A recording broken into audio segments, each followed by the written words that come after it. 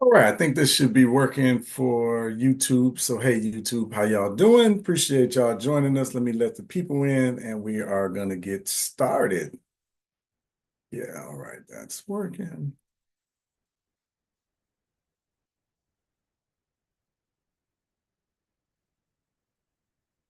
All right, greetings, everyone. How y'all doing? Happy welcome to Sunday dinner. Appreciate y'all joining me this early afternoon for most parts of the country. My name is Freddie Taylor. I'm the CEO and founder of Urban Intellectuals. I'll be your host for the next couple of hours as we enjoy Sunday dinner together. Do me a favor, down in the comments, let me know where you're watching from. Give me your number. Like, how many times have you been here? If this is your first time, give me a one. If you've been here before, give me a two or more. Y'all know I like to play with that, but definitely let us know and let us know in the comments. Put the one and let us know in the comments where you are watching from. So I see you, Don. Hey, appreciate you. Hey, Sherry, Ronald, see Farrell, Timothy, Wesley, Christine, Charles. All right, Velma, appreciate you. D. All right, got a couple of y'all in here. Appreciate y'all being here and being on time. All right, so we got a one, Christine. All right, welcome to Sunday You'll need to dinner. unlock your iPhone first. Oh man, y'all know these phones are always listening to us, right? Good, good. All right, I got a lot of good ones in the building. Okay, for my ones that are here, let me know how did you end up here? How did you hear about Urban Intellectuals? Any of that down in the comments? You can just let it go. Let me run our intro video, and we'll start the conversation today. I love to set things up with what I call our theme song. All right, I'm trying a new system, y'all, and I'm a little slow here. All right. Cool, cool. This should work, I think. Let me know if you can hear this in the comments, or let me know if you can't hear this in the comments. Give me a yes in the comments if you can hear that. Yeah, yeah. In the world that's unjust, I'm screaming, we love us. See, when knowledge, we are dangerous. In the world that's unjust, I'm screaming, we love us. When knowledge, we are dangerous. Yo, you got the power in the palm of your hands. I mean, literally, 52 class cards, all about black history. Focus on success and less about misery. Information is the missing piece. I'm familiar with Black Wall Street or the Haitian Revolution. How about Angela Davis? So we know it. Mark Dean helped create IBM. Richard Wright was a poet. Have you ever heard of him? Get familiar with your culture. Woman like Evelyn Granville probably paid away for Oprah. Trying to be fly like Miss Betsy. Old man are like James Baldwin. I could be a spokesman. Man, the power of the black face. You know about the '68 Olympics. Dick Gregory, yeah, he kept it realer than most. Dr. King wasn't still in the hope. Let's keep it going. Could your eyes? Hey, did that sound get better there towards the end? Let me know if this is better. Hold on. I'm sorry, y'all. I'm just using y'all as a test. I'm trying something right now, so let me know if this sounds better.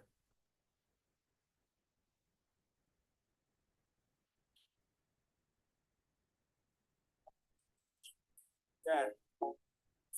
In the world that's unjust, I'm screaming, we love us. See, when knowledge, we are dangerous. In the world that's unjust, I'm screaming, we love us. When knowledge, we are dangerous. Yo, you got the power. Okay, I was just curious. Did that sound better after the second time I played it?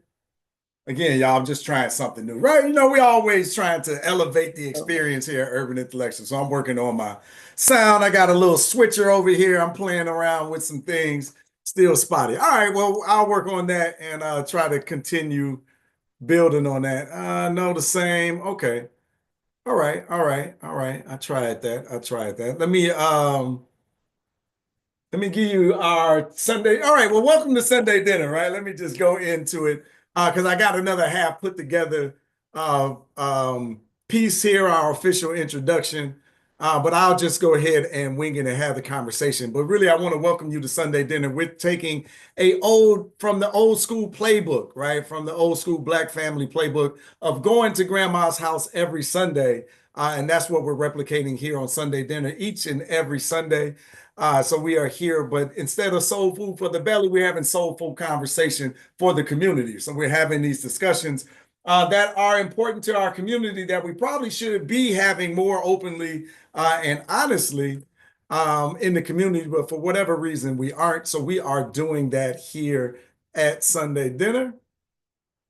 I did hear it better the second time around. Okay, all right. Yeah, it definitely needs to work. All right, so I'm working on that. I'll play my second screen the old-fashioned way, at least for now. But continue to build and grow, right? So the ideal of the show is to start coming together and talk about and start to work to solve our own issues, but to also give the community an opportunity to be heard, a voice in the discussion, right? So oftentimes we're left out and marginalized. So if you think about old school AM talk radio, we'll end up in that kind of format where I'll open it up and ask you to participate in the discussion by either raising your Zoom hand or leaving the comments or leaving comments down in the comments. Leaving thoughts down in the comments. How about that? Sound good? Yeah. All right. Sounds good. Sounds good. All right. So again, welcome everybody, our first timers to Sunday Dinner. We definitely appreciate you. This is Urban Intellectuals, but we love to have empowering conversations for the community. And this week we are talking about the wealth gap. That is going to be our core discussion. Black wealth is on the table. The state of Black wealth. How do we close this gap? Right, a lot is going on in this environment, to say the least. So we're going to have some discussion around that. But how many of y'all remember what happens on the second Sunday of the year, of the month, of the year? All right, so I got this one. This would be for my veterans, for people who have been here to Sunday Dinner before. What happens on the second Sunday of the month? Anyone? Anyone? We got to have somebody that's been here before, right? This can't be all new. That's my first time at this format. All right, so I'm going to take advantage. While y'all thinking about that, I'm going to take advantage of the moment. At least I thought I was. No. History class, the children. I saw history. What else do we got in the comments? All right, first time. All right, excellent, excellent. We got a lot of first timers here. So, all right, I want to welcome y'all and appreciate y'all for coming and joining us. I see the children, first time to this format. Excellent. Okay, so every second Sunday, we make space for what we call our Sankofa Club, the kings and queens to come and educate the elders. So this is that time that I'm going to go ahead and open it up. But to better explain everything and set everything up, let me get out of the way and let me introduce to y'all Sister Gwen Ebron. Sister Gwen Ebron is one of our world changers inside of the Sankofa Club and Sankofa Circle. But this is where we teach Black history to children and adults. And Gwen is one of our key instructors or professors in there. So, hey, Sister Gwen, how you doing? Hi, good afternoon. How are you all? And you, Freddie? I'm good. I'm good. I'm gonna get out of your way, let you take over, and let's have some meaning of the minds with the young people today. All righty. I'm so glad to be here. We made a commitment every second Sunday, and that second Sunday seems to be coming around really fast. So every time we look, it's second Sunday, and we're happy to be here with you all. Just to recap, we started the Sankofa Club was started by urban intellectuals, and we also it started during the we had classes where we were doing videos, but then we started the live classes in 2022. But in 2020, pardon me, when the pandemic was going on, we had I had asked, could we have there have been Saturday events and classes and different things, but I asked, could we have a time where, as a counselor, I felt the children were having, just issues with going online and not seeing friends or what have you. So I thought it would be really good to have a check-in with the children once a month just to see how everyone was doing. So we started it, and during one of our check-ins, we started talking about Marcus Garvey, who was talking about having his own, or not just his, but our own country, our own nation. And so we decided right then and there, well, why don't we have our own nation? So it was decided and voted on that the nation would be called the Sankofa Nation, that we would have kings and queens instead of presidents and vice presidents. Although the kings and queens ruled equally, it was equal rule. We would vote, and after that, it just started rolling. We realize now that we're a micronation, which means that we're a nation within a nation. We have our own flag, which is the Sankofa symbol of urban intellectuals. We have anthem, We Will Go. We have our own laws, which are the Mayat, and we have had excellent kings and queens. Our first queen was 7 years old. She is now an author and owns her own business. And we have gone from there with excellent kings and queens. And we meet once a month. In fact, our next meeting is next Saturday. But our kings and queens responsibility is to bring important information to the nation. And then we have a vote giving opportunity for whoever wants to be kings and queens and letting them know what their responsibilities are. So today, and how we got here at Sunday dinner. Well, usually at Sunday dinner at grandma's, you usually have kids at the table. And there were so many people concerned about what our children are learning and what have you. So, and what our children needed. So we wanted to showcase what we have done as a nation, the Sankofa Nation, what is being done in the urban intellectual realm, what one can learn, and how young people are taking advantage of the knowledge of our history from ancient times. And we don't start, it's connected with our Sankofa Club, the Learning Circle. So we don't start our history in slavery. We go all the way back thousands of years to Imhotep and beyond, to teach our children who we have been and who we are and who we will become. So without further ado, I'm going to let our ruling pharaohs, and the reason they're called pharaohs, yes, we started out with the name kings and queens, but these two young men who are brothers have been so instrumental in making the nation great and have been voted in so many times that, and this is by the nation, that we are now elevating the word to Pharaoh, which means king, but it's just to show that they have been voted in. So without any further ado, we are going to introduce Pharaoh's Jaden and Pharaoh's Peyton.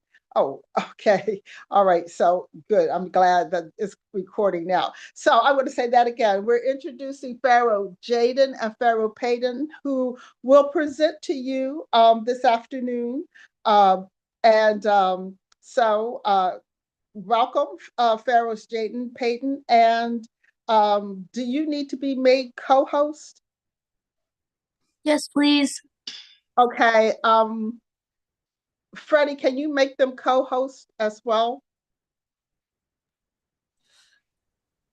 Missy Braun, Yes, before we do our presentations, can we do a national address to the nation? Yes, most certainly. Yes, my pharaohs, go right ahead.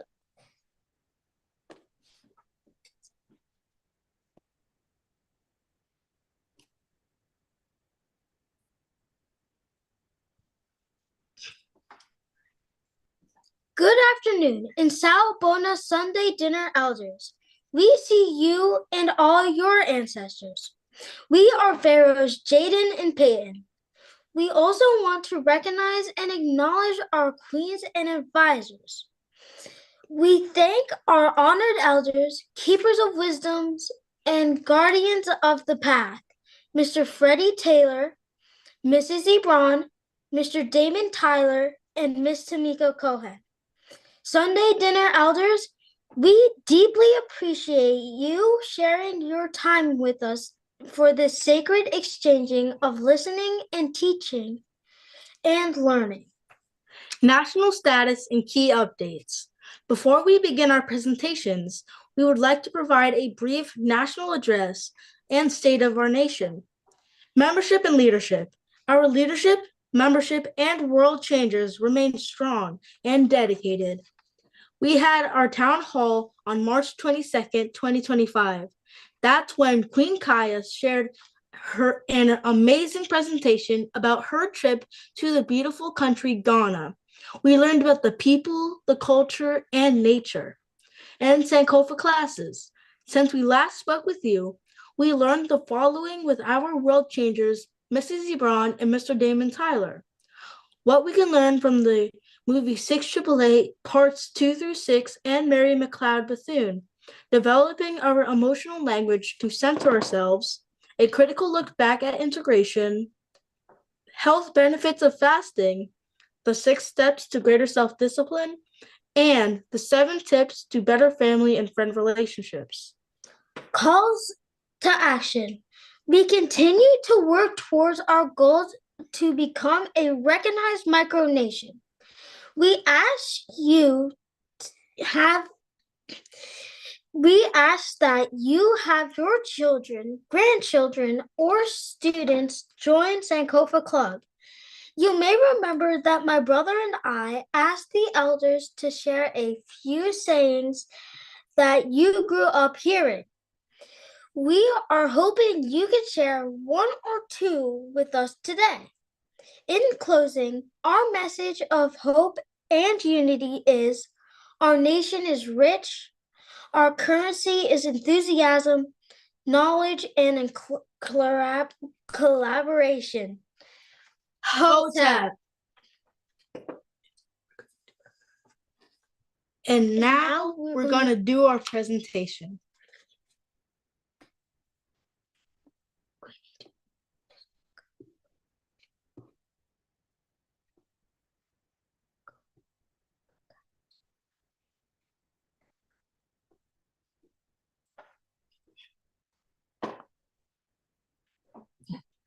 Sawubona, we see you in all that you are.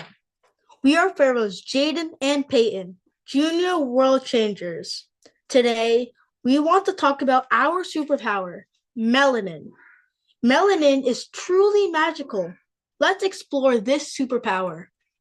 What is melanin magic?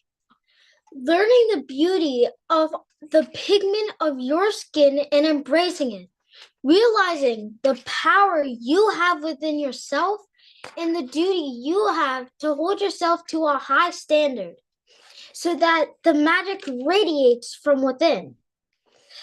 It is our heritage, our protection, and our pride. Today, we will talk about who has it, where melanin is found, what is it, related conditions, types, research of its superpowers. Who has melanin? Everyone. Plants and vegetables are another source of melanin. In the animal world, it is used as a protective defense. Ever wonder why a giraffe's tongue is so dark? It has lots of melanin. Because giraffes use their long necks to grab food in high up places, their tongues are exposed to lots of sunlight. This is why their tongues have so much melanin for extra protection. The largest producers, however, are marine cephalopods. This is the best studied melanin so far. Another key source of melanin is microorganisms, bacteria, and fungus. What is melanin? Melanin is the name of a group of molecules in most organisms that provide pigment to our bodies. The color that skin, eyes, and lips take on varies by how much melanin we produce. Special cells called melanocytes make melanin. Natural melanin levels are primarily decided by genetics. However, there are some other factors that can influence the production of melanin, such as exposure to UV light, inflammation, hormones, age, and skin pigment disorders. There are 3 types of natural melanin: eumelanin, pheomelanin, and neuromelanin. Eumelanin is responsible for the dark colors of hair, eyes, and skin. Pheomelanin is responsible for the pinkish color in the lips and other parts of the body. And neuromelanin is responsible for the color of neurons, nerve cells that send messages throughout our body. This is not involved in any appearance. Where is melanin found? It is found in the deepest layers of our skin. Melanin is found in our eyes and our hair. But did you know it is also in our inner ear, our brain, and our adrenal glands? In the inner ear, it is believed to help with balance. In the brain, it removes environmental toxins like heavy metals that include iron, mercury, and lead by reducing their toxicity. Adrenal glands are part of your endocrine system, your glands and organs. You have 2 that sit on top of your kidneys. They receive instructions to produce and release hormones. Issues with melanin are linked to several skin pigment conditions, including albinism. This rare condition results from very little melanin. People with albinism have white hair, blue eyes, and pale skin, and they may have many vision problems. They should wear sun protection to avoid sun damage. There is no treatment. Vitiligo. When you lose melanocytes, you get smooth white patches on your skin. This is known as vitiligo. There is no cure, but treatment includes dyes, UV light therapy, light-sensitive medicines, steroid creams, and surgery. Melasma. Melasma is a chronic condition where you get brownish patches on your face. Researchers think it's caused by hormones and spending time in the sun. Pigment loss after skin damage. Sometimes after your skin is burned, blistered, or infected, your body can't replace the melanin in the areas that is damaged. You won't need treatment, but you can cover the area with makeup if it really bothers you. And now, let's talk about the superpowers of melanin. Melanin promotes survival in the environment and within its host. Due to clinical significance of melanin, intensive efforts have been made to explain and understand the signaling networks governing it. The sun is the largest source of UV light. Melanin absorbs light from UV rays and redistributes it towards the upper layers of skin before it damages the sensitive DNA of the skin cells. The protection extends from all forms of UV light, UVC, UVB, and UVA, as well as blue light. Black skin has a natural sun protection barrier that is equal to sunscreen SPF of 13.4, while white skin has an SPF of 3.3. Superpower number 2. Reactive oxygen agents are byproducts of our body cells. Melanin searches for these agents, boost antioxidants, and eliminate stress, premature aging, and health concerns like diabetes and cancer. Melanin can directly interact with our immune system. It can detect and respond to the changes in our body, like infections and inflammation. That is the power of the third superpower. Superpower number 4. Neuromelanin increases in your brain with age as a neuroprotector. People with Parkinson's disease have a decrease of almost half the amount of neuromelanin that those of the same age without Parkinson's. Superpower number 5. Because melanin is found in the inner ear, it is linked to hearing loss.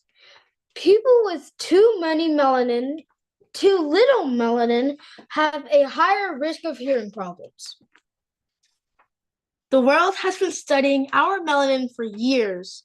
The Department of Defense has studied melanin for uses in armor, adaptive camouflage detective systems for uniforms and vehicles, military uniforms that absorb toxins like nerve gas and repel mosquitoes, weapons, burnt treatments, and energy storage.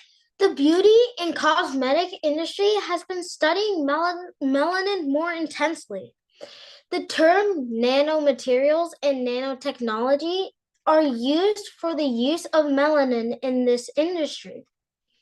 Melanin is used in fillers, pigments, hair color, and sunscreens because it is safer than chemicals used in the past. For example, did you know that lipstick is considered flammable solid? Because petroleum is used to burn the top layer of skin away to allow the pigment to absorb the lower layers of your skin. Melanin is also used to restore paintings and artwork. Pretty amazing. Medical researchers and the battery industry are focusing on the protective and energy storage of melanin. Researchers have developed a melanin cream that heals skin from sunburns and chemical burns, even after the skin has been badly damaged. Researchers are also studying melanin in cancer patients that receive radiation therapies. The battery industry realized that melanin is safer and has a higher charge capability than batteries made with dangerous and toxic materials like lithium. In addition to safer batteries on our electronics, researchers have developed an edible battery that uses melanin to sense, search, and heal. Did you know you can buy melanin? It is the plant or vegan melanin version. We think the pricing shows just how valuable melanin is. You will pay anywhere from $1,200 for 3 grams all the way up to 25 grams for $7,500 or more, depending the customization options that you have acquired. Pretty amazing, right? Our final message is that melanin is scientifically, culturally, spiritually, and emotionally significant. Remember, the epidermis and the upper layers are in communication with the entire body. This means that melanin in those upper layers is always in the process of active healing. Melanin is magic. Thank you. Any questions?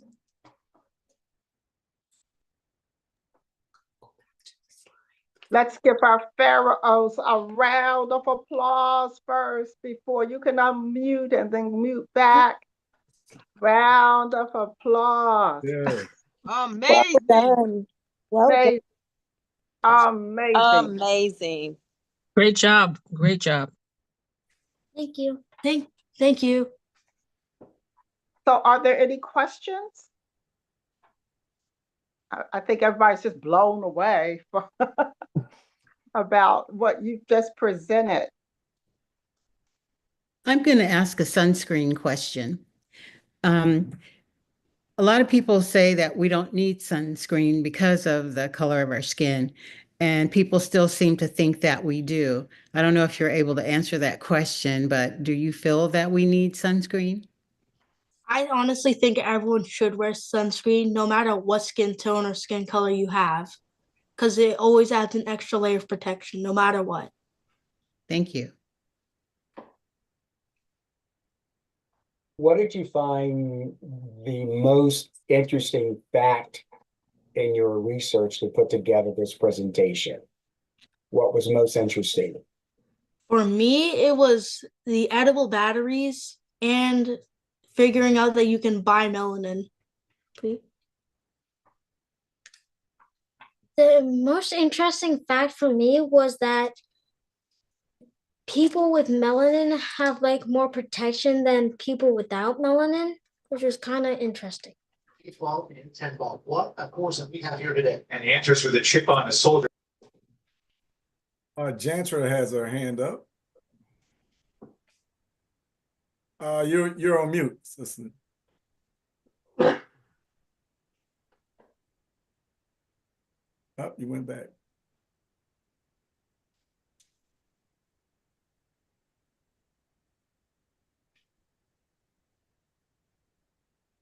Sorry about that. There you go. Presentation, young man, was outstanding. My question is, where did you find the research materials, the primary research? It was excellent. What were your sources? Most of our resources were the National Institute of Health, the Johns Hopkins University, Harvard University, the U.S. Army Corps of Engineering, Electrochemical Society of Batteries, and the Department of Defense. Thank you. Welcome. I have a question. Can you guys hear me? Yes. Yes. I'm Darva Watkins Duchess. I'm just so thrilled to see that you're so young. How old are you guys? I'm 13. I'm 11. And do you study Black history, or where are you getting this knowledge from? I get most of my knowledge from my parents and Mrs. Ebron. And I Mr. want to ask David. another. Okay, one more question. When you're talking about the melanin, is there a type of people that only have melanin or more melanin than other race of people? Africans and Indians. Africans and Indians have the most melanin. Great. Well, I love you guys. And this is my first time on the show, but I've been signing up for it. But this is something that I think that we should educate all of our young people on something like this. So how would we be able to get our young people involved in something like this across the nation? You can just look up sankofaclub.com and just join the Sankofa Nation. Okay, and so everybody can go on the same website. Yes. Okay, sounds Yes. great. Thank you so much. I really enjoy you guys. You're welcome. I see Grady Brown has his hand up. There you go. Can you unmute, good brother?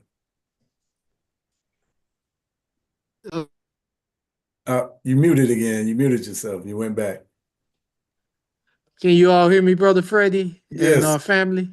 Yes, we can.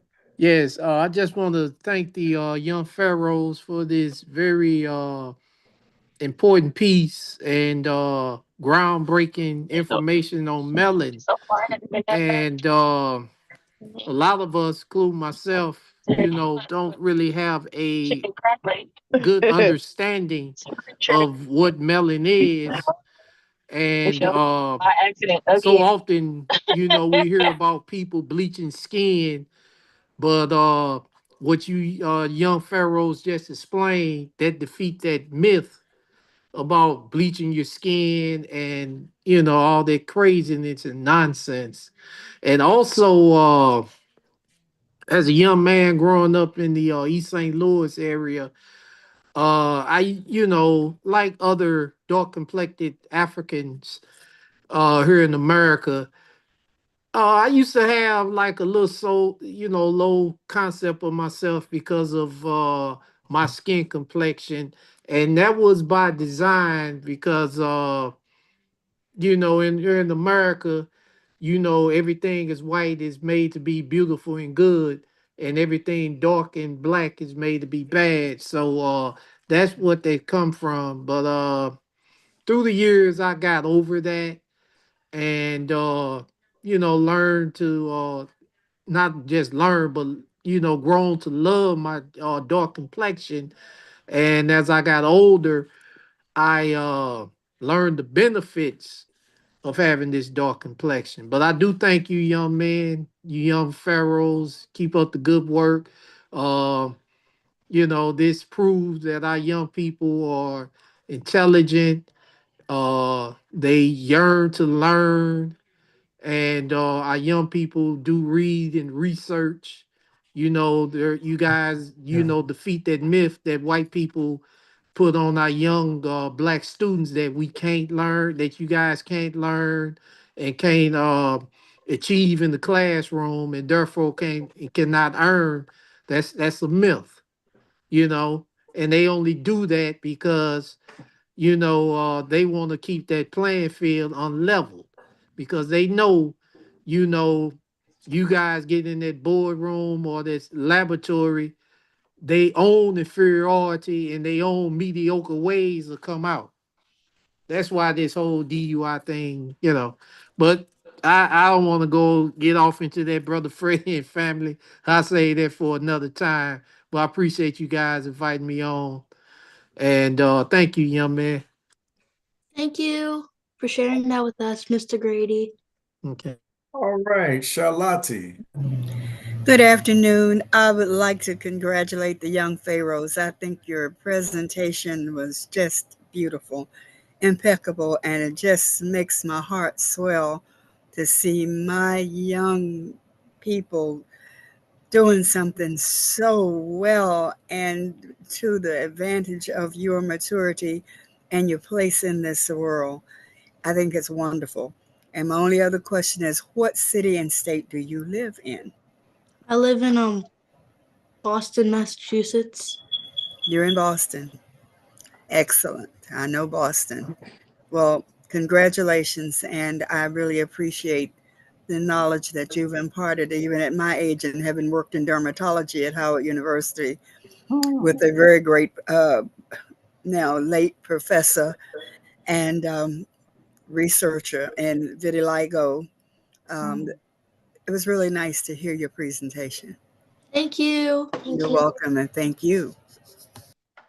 Great question. Great question. Good responses. Queen Kaya is here.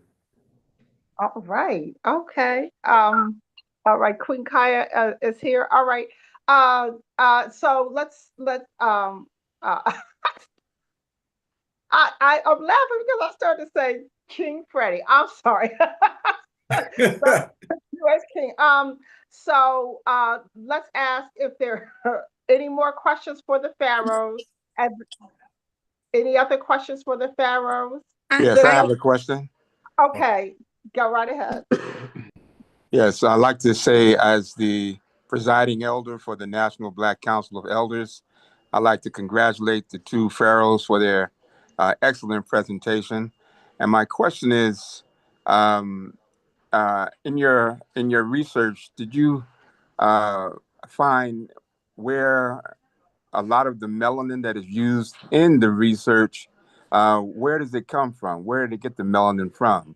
Because as you may or may not know, the word on the street is that a lot of the young people young Black people who are taken on the street, that many of them are taken because of the use of their melanin. So I just wanted to see if you had come across any of that in your research. Thank you. We've had the same question asked before in our other classes, and some of it's synthetic and some of it is from when we have recently died, but our melanin is still good enough where they can still preserve it. And post-mortem and the Marines. I love it. I love it. Christine, I saw you had your hand up. Did you decide not to ask the question or? No, I do have a question. I have a granddaughter that's about your ages, and I was wondering what inspired you to come out and speak like this, and what can I do to help her to have the courage to get up and do what you guys are doing? I think this is so amazing. One, you should sign up for the Sankofa Club, and she would have so much fun learning what we learn in our classes, and with all the support that the Sankofa Nation has, it's really amazing. Thank you. Welcome. All right. I think one more. Valerie. Yes, hi. Gentlemen, we I really enjoyed your presentation and thank you very much for all your hard work. My question is when they, I guess the word might be harvest melanin from people, do you know how that's done? Like I said, most of it is harvested like from animals and plants, but I don't know how it's harvested from humans. This is their mom. Most of it is post-mortem through autopsies and medical research. But is it like do they put some sort of a chemical on? Do they dissolve the skin? Do you know anything about that? I don't know about in humans and plants, they do use solvents to break down the cells of the plant to obtain the melanin. For Okay. humans, I'm not sure. All right, thank you. Would it not be through blood processing in some way? It seems to be, I'm not that kind of medically trained, but logically it seems that stem cells, blood's elements would surely in human beings need to be part of that, and gene therapy and recoup. That's all possible. It could be, sorry, it could be from the blood as well. Okay. And that could be something next second Sunday. When we have questions, we say, and thank you so much for answering that, everybody who contributed, that we can maybe come back and just, look up and do a little bit deeper dive just to see what the process is. It has to be a process that preserves the melanin. So we can look that up because that's the beauty of learning and knowledge, and that's what we teach in the Sankofa Club. That usually there's always more learning to do. So thank you for the question. Pharaoh Peyton, go right ahead. Before we go, thank you for highlighting our Queen Kaya. She's amazing. Yes. So I'm going to ask before we wrap up this, if there are any more questions for the Pharaoh, and then I'm going to ask Queen Kaya if she has anything to present today. Erica has her hand up, so I think this will be the last question, and then for the Pharaoh. For the and Pharaoh. then we'll check on Queen Kaya to see if she has anything. Okay. Hi, I don't know, for some reason my camera is not working. I don't know why. Oh, can you see me now? Yeah. Wonderful. Okay. Yeah, so I wanted to say I really appreciate, well, my name is Erica. This is my second time speaking, my fourth time on Sunday dinner. So I appreciate it. I love Sunday dinner. And I just want to say how proud I am of you two and your knowledge and the research learning that you've done. I actually teach a class also for my middle scholars called Melanin Masters.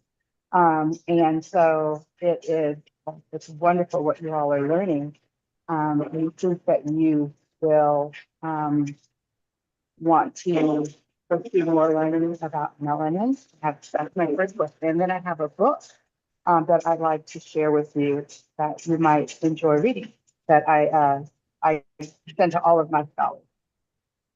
So first question, do you think that you would like to continue learning more about melanin or becoming a melanin scientist? Well, I would actually love that. It sounds really very interesting. let me, Erica, let me direct you to shoot an email to Tamiko. Let me put her email down there to me. Oh my God, it's not like I spell her name every day, Tamiko. Ameko. Yeah. I just had a like total brain freeze. So I dropped it down there to reach out to Tamiko and then she can liaise on the connection. She's real tight with the Pharaoh's parents. So I think, Wonderful. yeah, that's a All good. right. Should I show the book or no? Oh, You yes. can. Okay, I'm going to turn my camera around. This is an amazing book. It's called The Hidden Science of Melanin. Oh, okay. And it's really great on a grade school level with, let me see, wonderful pictures. And I'm trying to show you, like all the pictures are us. Okay. So it's really, really wonderful. It's a great book. So it's called The Hidden Science of Melanin. I love Okay, it. by I love it. John Marshall. And Yes. that's for adults and young people. Yes, I use it with my middle scholars, my middle school students. And so, but I'm reading through it as well, and I'm learning a whole lot. Absolutely. All Beautiful. righty. Thank you. Thank you. So again, let's if that's the last question for the pharaohs, let's give the pharaohs another round of applause. You can come off and give them a round of applause. And Queen Kaya, you're with us today. And so, Queen Kaya, do you have anything to present today? I do, and can you sign me in as a co-host, please? Oh, okay. Mr. Freddie, please sign her in as a co-host. Got it. This is our Queen Kaya. She has been queen for two sessions, 2 rounds, and she is the young lady who presented so beautifully about her trip to Ghana, and so she has a presentation today. So Queen Kaya, the floor is yours. Thank you.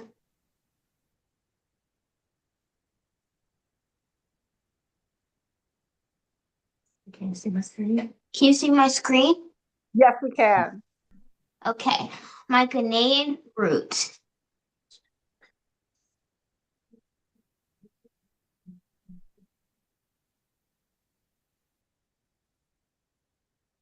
Yeah. 1 second. No problem.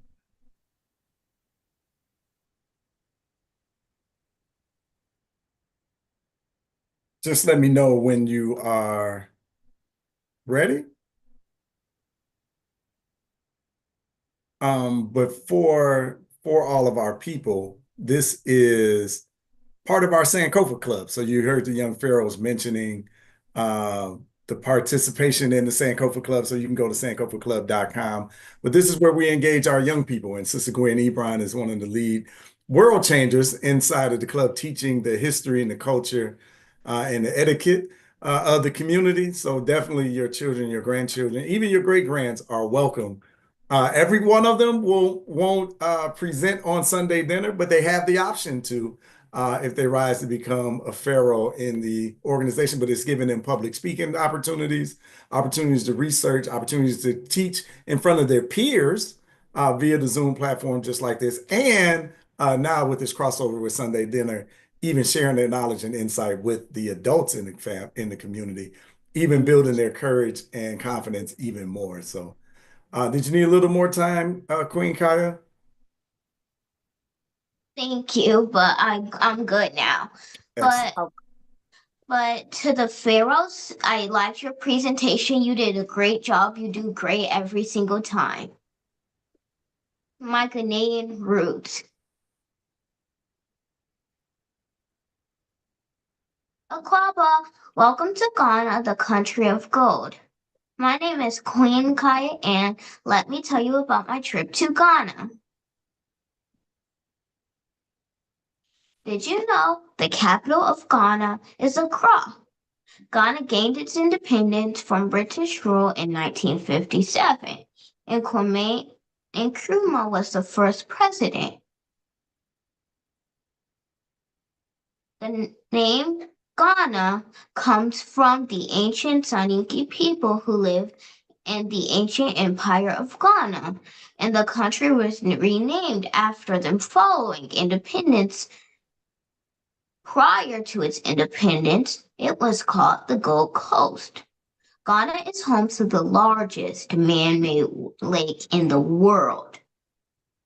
The official language is English, the Ghanaian flag. Red represents the blood shed by those who fought for Ghana's independence. Gold symbolizes Ghana's mineral wealth, particularly its gold deposits. Green represents Ghana's rich forest and natural resources. The black star stands for African freedom.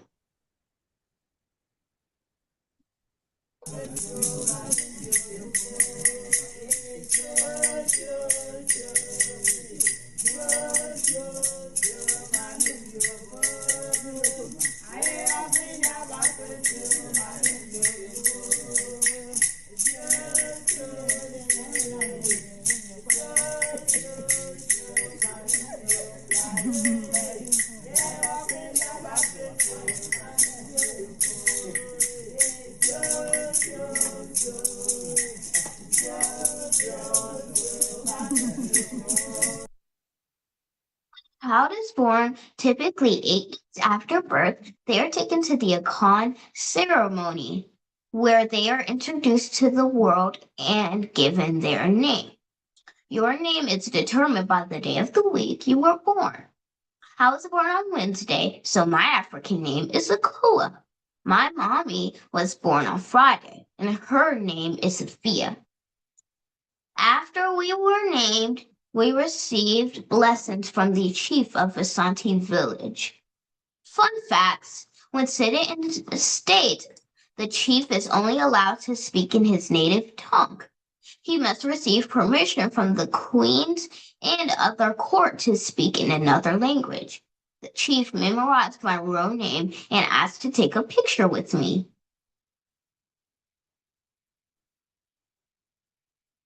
W.E.B. Du Bois' full name was William Edward Burgott Du Bois. He was born on February 23rd, 1868, and died on August 27, 1963, at the age of 95. His death occurred the day before the March on Washington, where Martin Luther King delivered his famous I Have a Dream speech.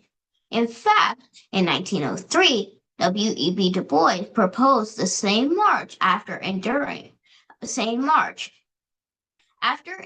abandonment from friends and investigations and harassment from the U.S. government. Kwame Nkrumah invited him to live and work in Ghana. He also asked him to produce an encyclopedia on the African experience, culture, and history. The pictures you see are displayed in the home of W.E.B. Du Bois, gifted to him by Kwame Nkrumah.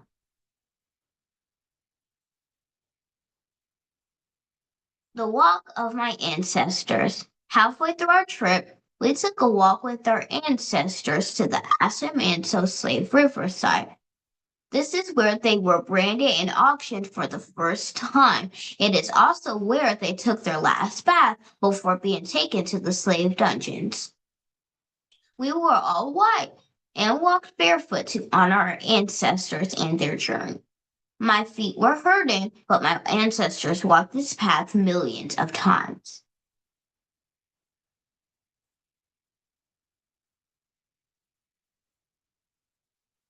Dungeons of Doom.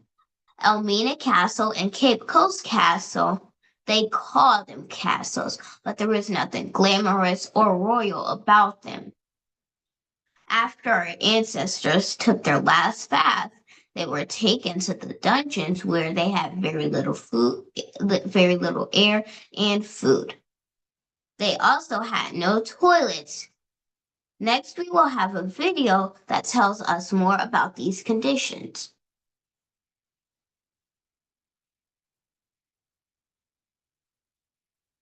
As the peak of the slave trafficking.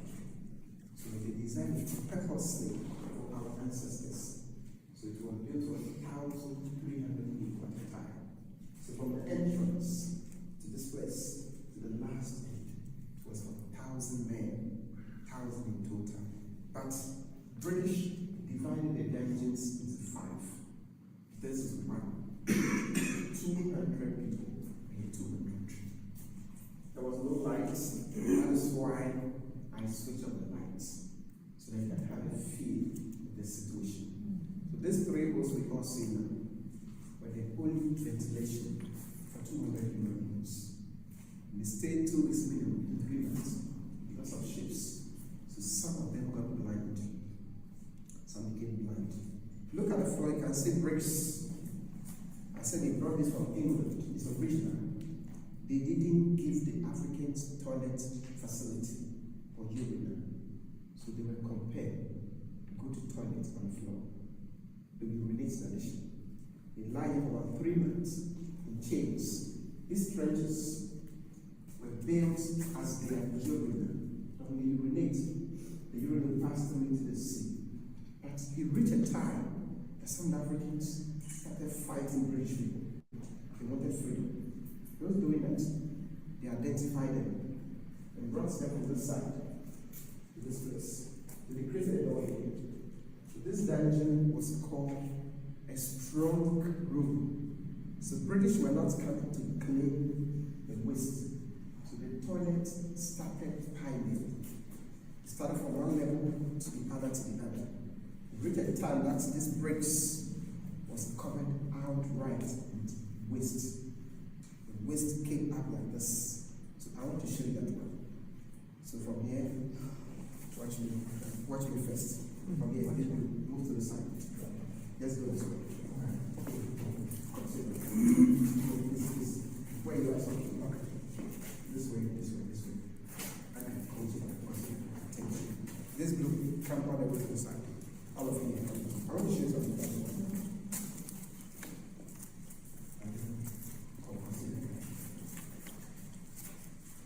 Thank you. That's very useful. Look on this floor. Or the somebody was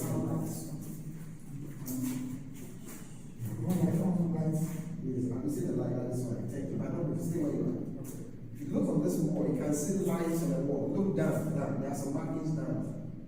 Some white lines. Can you see? I'm referring to this ones. I see it. Next, in between the letters. Yeah. Because they were not cleaning. The waste came up to this height. The waste reached the bottom of the lines. Reached this height. The entire bricks was covered. But 1974, 51 years ago, University of Ghana, Archaeological Department, came to do excavation here. Before they found these bricks, that was when they mined the wall. But these archaeological labels. From 74. So many Africans who died were thrown into the sea. They were not buried. They cleared all the waste there, as they left a portion which is here.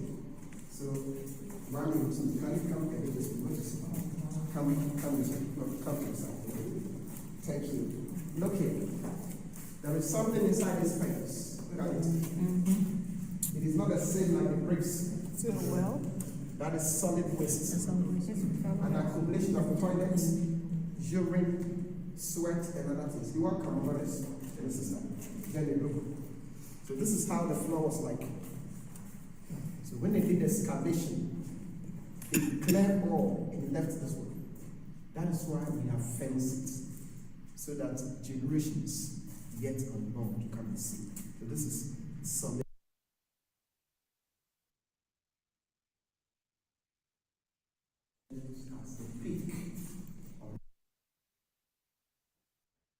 Gardens was after that heavy video, let me uplift your spirit with some garden games. of Bury Botanical Gardens were established in 1890 as a sanatorium and later a botanical garden for British officials seeking a cooler climate away from a crop. It features a variety of native and imported trees and plants, many of which have medicinal purposes. Let's have a little fun in the garden. I will ask you a question. Please raise your hand to respond or put your answer in the chat box.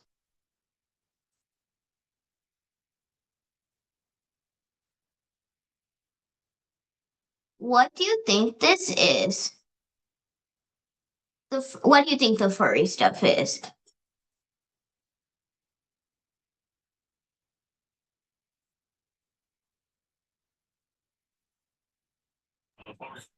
Is it cotton?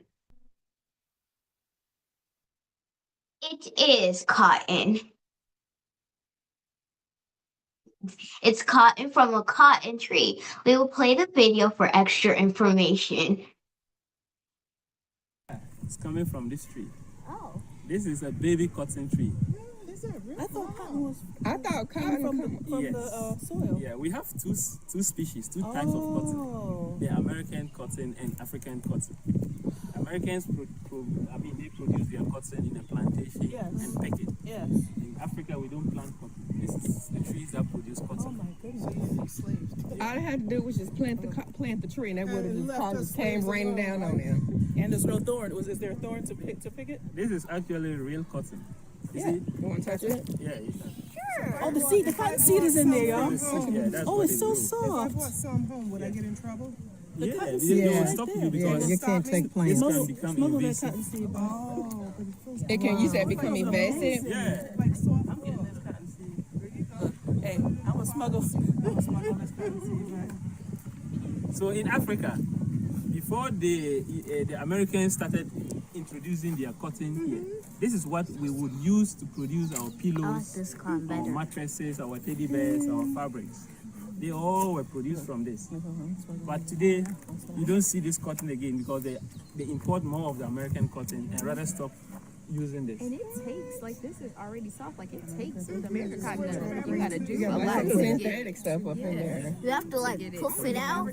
Probably because of the chemicals they put in everything, too, to try to make it grow faster. Those fabrics produced from this cotton?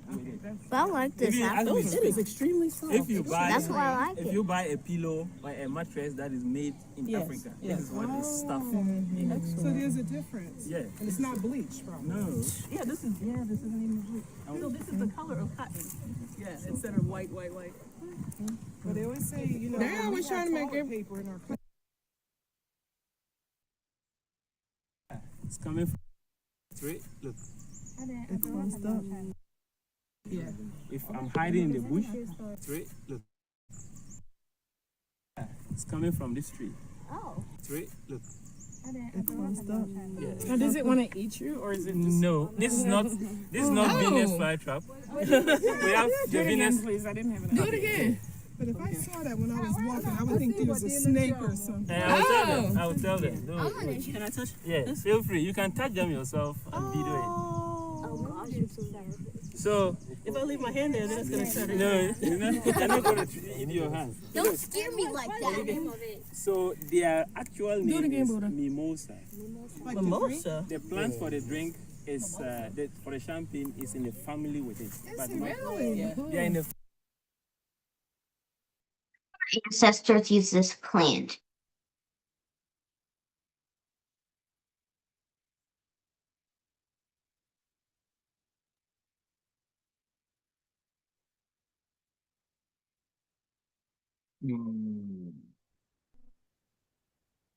As toppings for food or spice?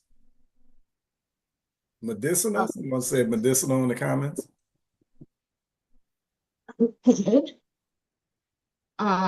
This is a video that tells the answer.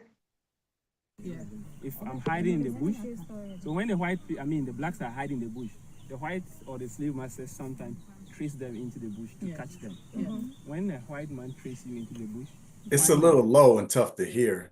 hide inside. And when they walk past, they will step on this. So you can use this to track them. Oh, you can see where they step. Yeah, you can see where they are. You can know their movement, where they are. So you can. This is her mom. We tried to get the video a little louder. So he was saying that that's a mimosa spy plant. And they used it. Tell them what they used it for, Pumpkin. They used it like during slavery.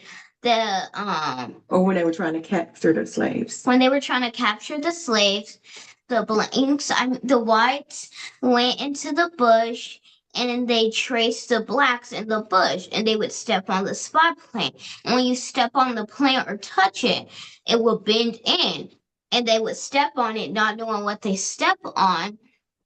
And then that's how the blacks can track them. And then they follow them in and they sometimes hide from them or they can attack them. Wow.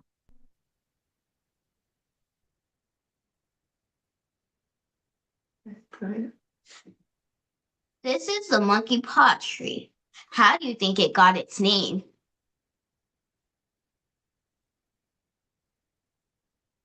From monkeys.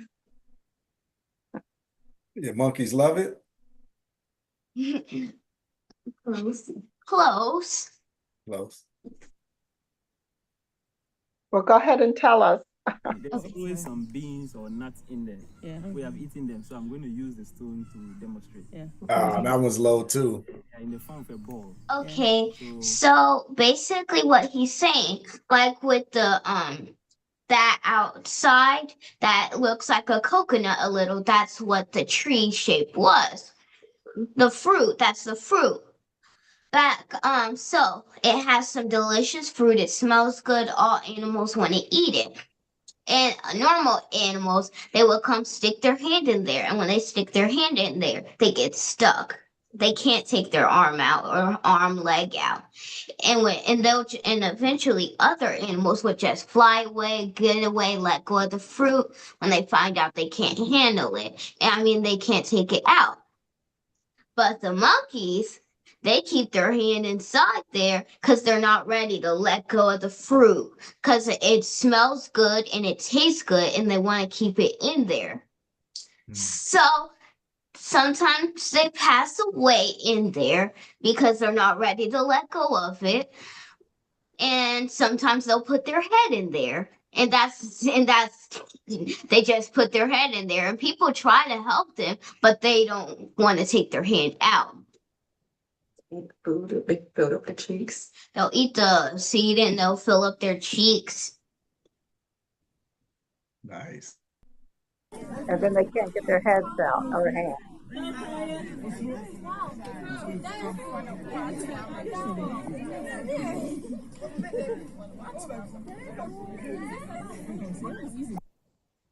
the visit, we also went rock climbing at the Shaw Hills Reserve, walked on canopies in the Cocoon Park, visited the Ashanti Palace and Museum. We went for a boat ride and even learned how to drum like Africans. Did I mention the delicious food and drinks, especially the desserts?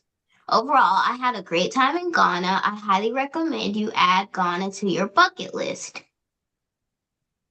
Any questions? I love it. Let's give Queen Kaya a round of applause. Excellent. And she's ambassador for the Ghana trip. Yes. All right. Any questions real quick? Yes. The Pharaoh's got a question. One, Queen Kaya, your presentation was excellent. It told the beauty, the genius, and survival of our people. And I loved it was interactive and that your mommy was a part of it. And I would also like to share my Ghanaian name. So my Ghanaian name is Kwaku. Oh, thank you for sharing. And mine is Kofi. I like them. Thank you. You're welcome. All right. It looks like we got a question from Zonda. So, hello everybody. Hello. Still trying to get myself together from that day. Queen Kaya, how did you feel and your mom actually being on the ground of where the guy was talking about? I know how I feel, like even right now, just watching it. How did y'all feel just being on those grounds, just like that? We was talking about the waste. Yes, ma'am. It was very emotional knowing that our ancestors were in those conditions. My mommy did cry, and I supported her and I gave her a hug. But it is emotional knowing that that's what happened to us, and we did nothing bad, that we deserved that. I agree with those sentiments. Thank you. For me, I think the initial reaction was anger, right? Knowing what our ancestors endured. But the anger soon turned to sadness, which turned to somebody made it out alive because we're here today. It was not the best conditions. The whole experience, just knowing from the last bath, the door of no return, the dungeons of like, it was very horrific to hear. But I'm standing here today to hear that story and to carry it on and to make my ancestors proudful and proud with my actions and behaviors and how I carry myself and how I raise my daughter. So another question to you, Malakaya, is did that give you resolve being actually there? Because I've seen it on TV, but being there, did that give you some resolve? I know I heard your answer, but did that resolve within yourself as far as what you said, as far as moving forward? It gave me resolve, but it gave me motivation more than anything. Okay. It gave me motivation to keep pushing, and it showed me who I am and some of the things that I do. Our people are some of the kindest people. And when we think about Black Americans and a lot of our behaviors and traditions that we have, I saw where that came from. Our hearts of courage, our resiliency, our ability to make something out of nothing, our community. I saw all of that while in Ghana, and I'm like, oh man, this is where I came from. This is where I get my spirit to hustle, my spirit of entrepreneurship, my spirit of kindness and love. This is where it came from. Thank y'all so much. Thank you so much for sharing. It was an excellent presentation. I'm eventually going to get myself together. Thank you so much. Several of the people from Alfred Street that took that pilgrimage said standing there in those chambers that they could feel vibrations from the ancestors and to touch the walls. And it felt just overwhelming to know that there was this great big sanctuary, so to speak, up above that chamber and had people that was supposed to be spiritual and religious and had people imprisoned down in that chamber and the conditions in which they were surviving in their own waste and of others, and that they had no choice. But they said you could really feel something literally in your own body and spirit from just being standing on that space. Must have been awesome and overwhelming. Thank you. Any other questions for Queen Kaya? I see the pharaohs have their hand up, and Miss Miss Patricia. Okay, Miss Patricia, you can go ahead, and then the pharaohs.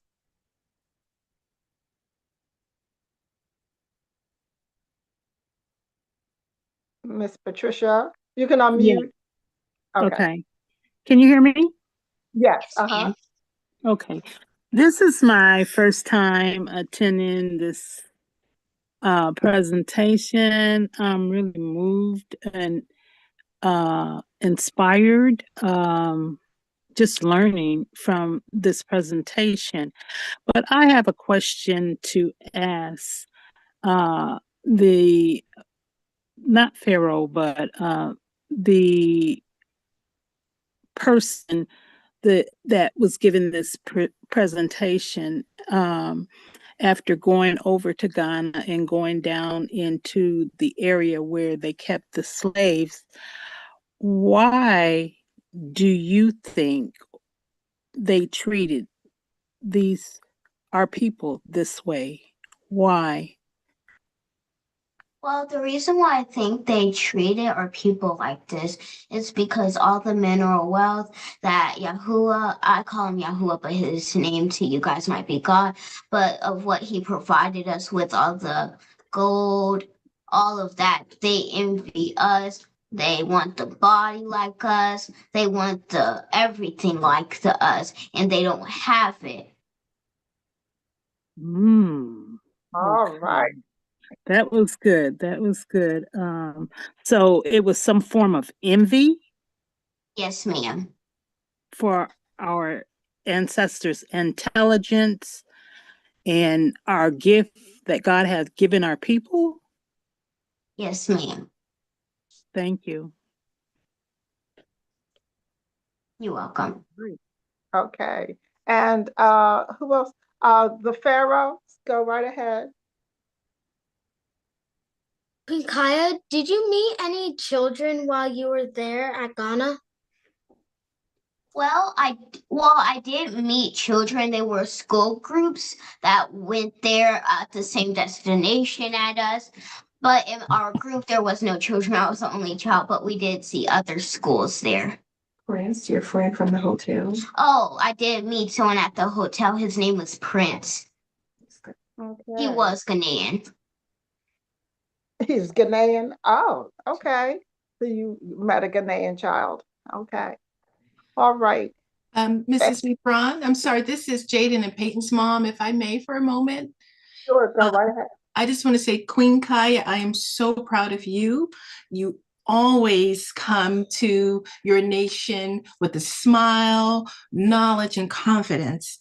Your presentation was amazing. And you know it's an amazing presentation when you share knowledge, you make people feel something. As you can see, you evoked emotion in everyone that listened to you and saw your photos and your videos. I wanted to thank you for highlighting key parts of your trip, like the last bath. When we went to Ghana, that really struck a chord with me because the act of removing your shoes to connect with the earth and experience what our ancestors went to and through for that last bath, you really highlighted that in your presentation in such a moving way. I love that how you shared our connections with nature and the medicinal properties that we utilize and had knowledge about. You did an amazing job with that. Thank you so much. And Mama Kai, you made a comment about our people being so kind. And I wanted to share an experience we had at a market in Ghana. As you know, they bargain and pretty enthusiastically. And, you know, the group of Americans that were there, they were raising voices, they were getting animated, and we all kind of scattered away. And our tour guide said, no, that's just how they're passionate about the bargaining process. And, we shared that, well, back in the States, by this point, someone would have pulled out a weapon and harmed someone. But in African cultures, that's not the case. They're passionate about it, but they resolve it in a way that, everyone is happy and healthy at the end of that. So your presentation and your insights about your trip were so thorough and thoughtful. So thank you, Kaya, Queen Kaya, and thank you, Mama Kaya. Thank you. The Pharaohs did great as well. Thank you. I would just like to say that all three of these young people and both parents, well, first of all, let's give the parents a round of applause because they are amazing too. The parents are amazing. And all three of these young people have been to Ghana. And the pharaohs have been to Ghana, the queen has been to Ghana. So that gives you also an idea of when we go back home, how what an impact. And prior to them going, they have learned about kings and queens of Ghana, Malay, Songhai, and all the way back to ancient times. They were knowledgeable, so they went with some knowledge. I have not taught in depth about the slave trade because my theory as a counselor and as a teacher is to give our children armor, the armor so that they know who they are and who they were before the interruption of our history. And then when they get there to that part, although they, can have all the emotional experiences, they are armored mentally with the knowledge of who they were prior to. And part of that treatment was because of just what Queen Kaya said, the jealousy of who we were prior to. When folks were running around in caves, we were doing math and science, and I can go on and on with the teaching lesson. But anyway, so that Mr. Freddie can have his time with the other subjects. Any other questions for either the pharaohs or Queen Kaya? And if not, I will turn everything back to I had a Mr. question. Okay, go right ahead. I wanted to ask Queen Kaya, when you were on your way on the airplane to Africa, how were you feeling? And then when you set foot in Africa and the feeling that may have changed as you left Africa and set foot back in the United States? So first, when I went on the airplane, I was super nervous of the long flight. And when I went in Africa, I was super nervous about the food, what it would be like. And I was super anxious, excited, and nervous at the same time. And whenever I left Africa, me and my mommy were crying because we didn't want to leave. It was so good. Like, we liked the food, we liked the personalities of the people. We liked it there.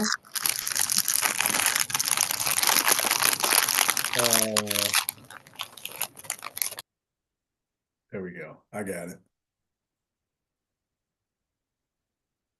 Oh, Gwen, you're muted.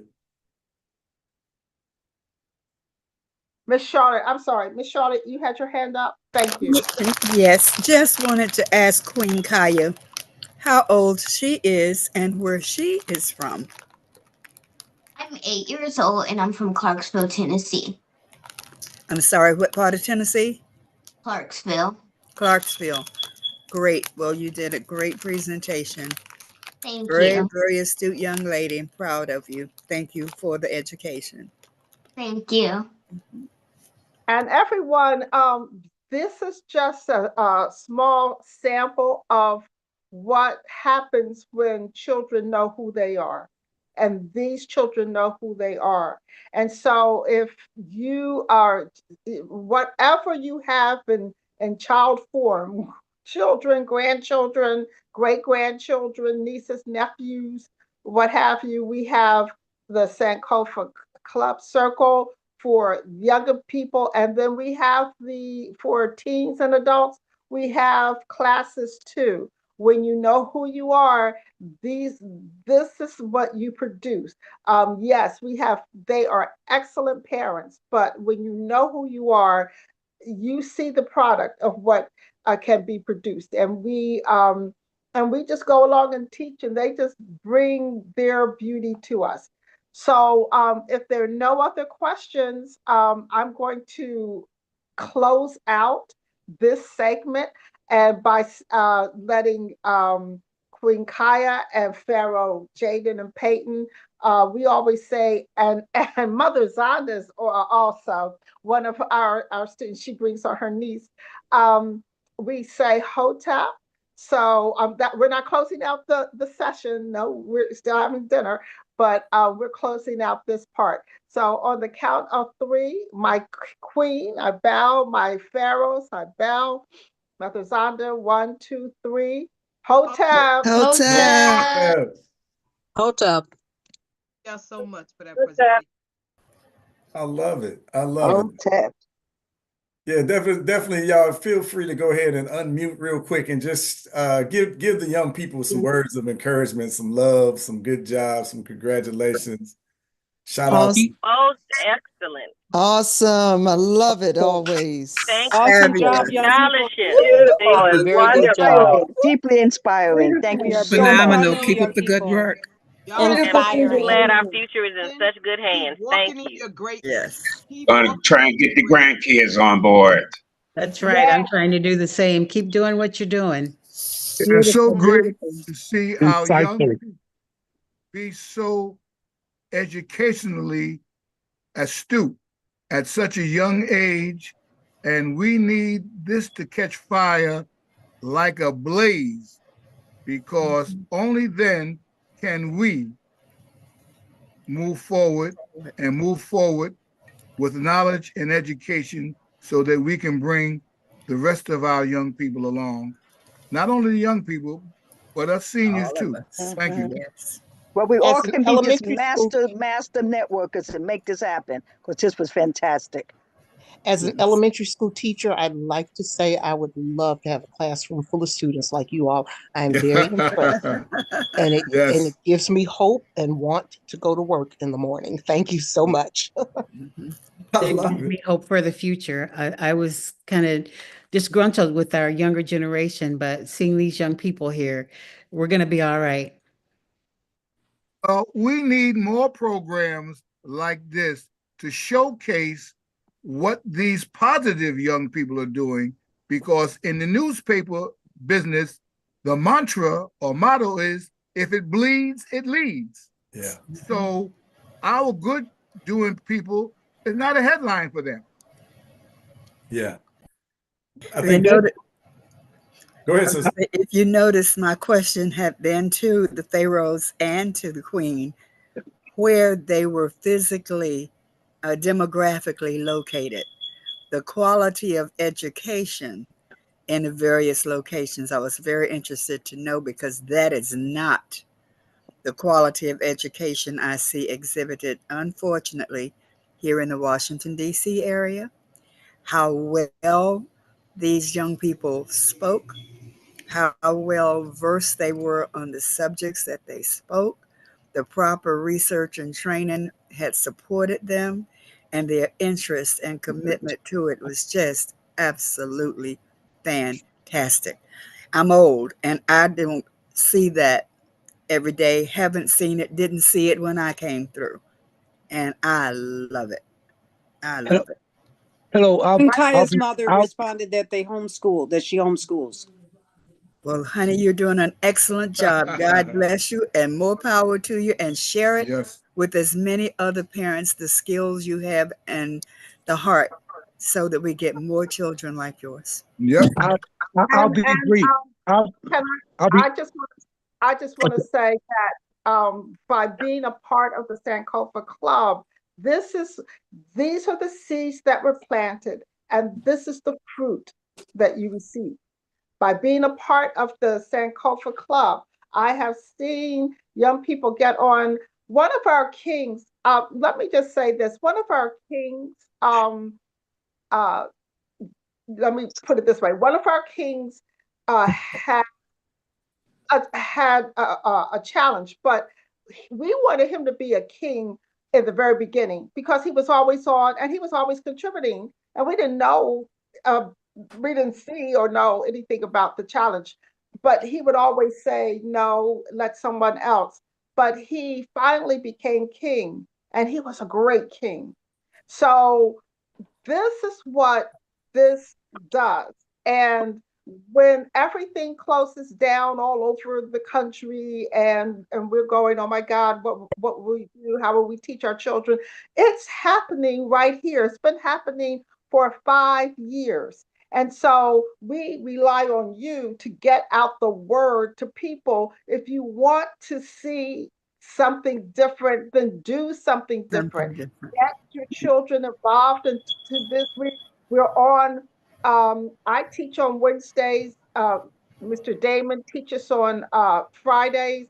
I teach the history. He teaches social emotional learning, which is just excellent. He is an excellent teacher. We have our monthly classes, and we have the adult classes. So we don't have to start shaking and quaking about what they're taking out of the schools because they didn't teach the right thing in the schools in the first place. So so this is where you get the right teaching from the beginning, our beginning, to now. So anyway, if you want to continue to see this, try to grab as many people. I saw somebody saying about church. Yes, we could do this for churches. You can see Freddie has put on the information, connect the churches, the Sunday schools, everything, because we can just say to that thing in the White House, take what you want. We're going to do for our children because, just like Queen Kaya said, we have the resilience. People who suffered and lived through that mess and still made it to this place, we have the resilience, and we teach about that resilience. Black Wall Street and all of the other communities and many, many other things. So please come join us at the Sankofa Club and in joining the Sankofa Club, you're automatically in the Sankofa Nation.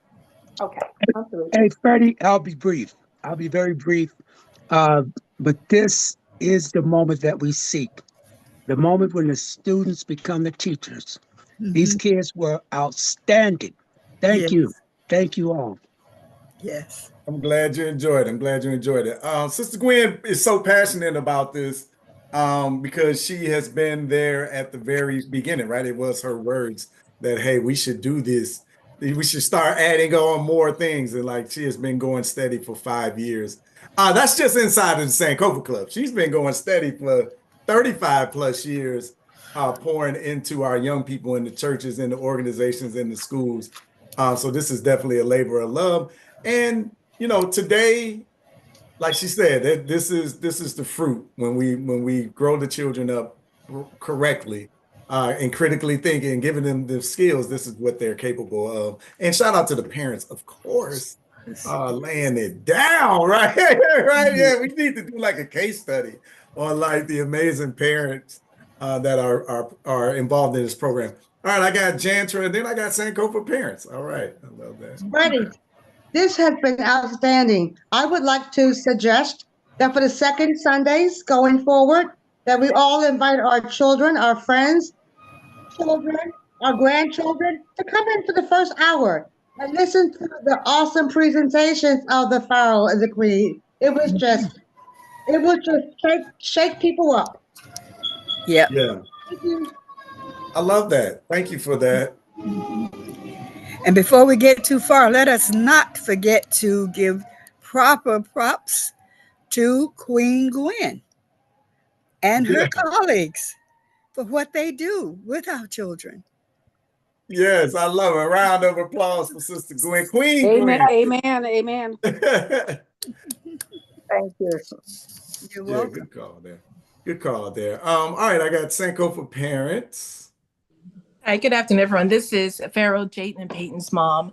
I just want to say, we have a philosophy with our children And it's speak to the queen and king in your child and they will appear. And you see that in Sankofa. And also remember the village is important. And you also see that in Sankofa. The kids are there. We have elders there. And each one is a teacher and a learner. And that's where they get their inspiration, their support, and their confidence. So I just wanted to share that. Speak to the king and queen and they will appear. And the village is important. Thank you. I love it. I love it. Thank you as always. All right, Sister Gwen, you got any last thoughts before we dive into the other part of the discussion today?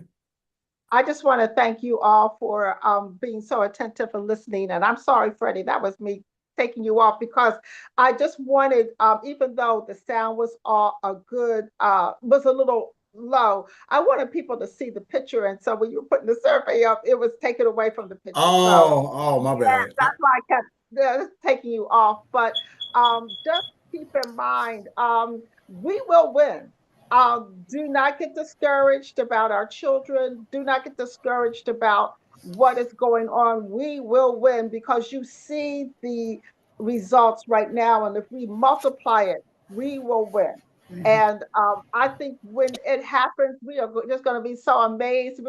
We're just going to be celebrating when this does happen. But in the meantime, it's just like we've always done. We go around, up, under, over, whatever we need to do to get to where we need to be. So this is the place. Come, you all adults.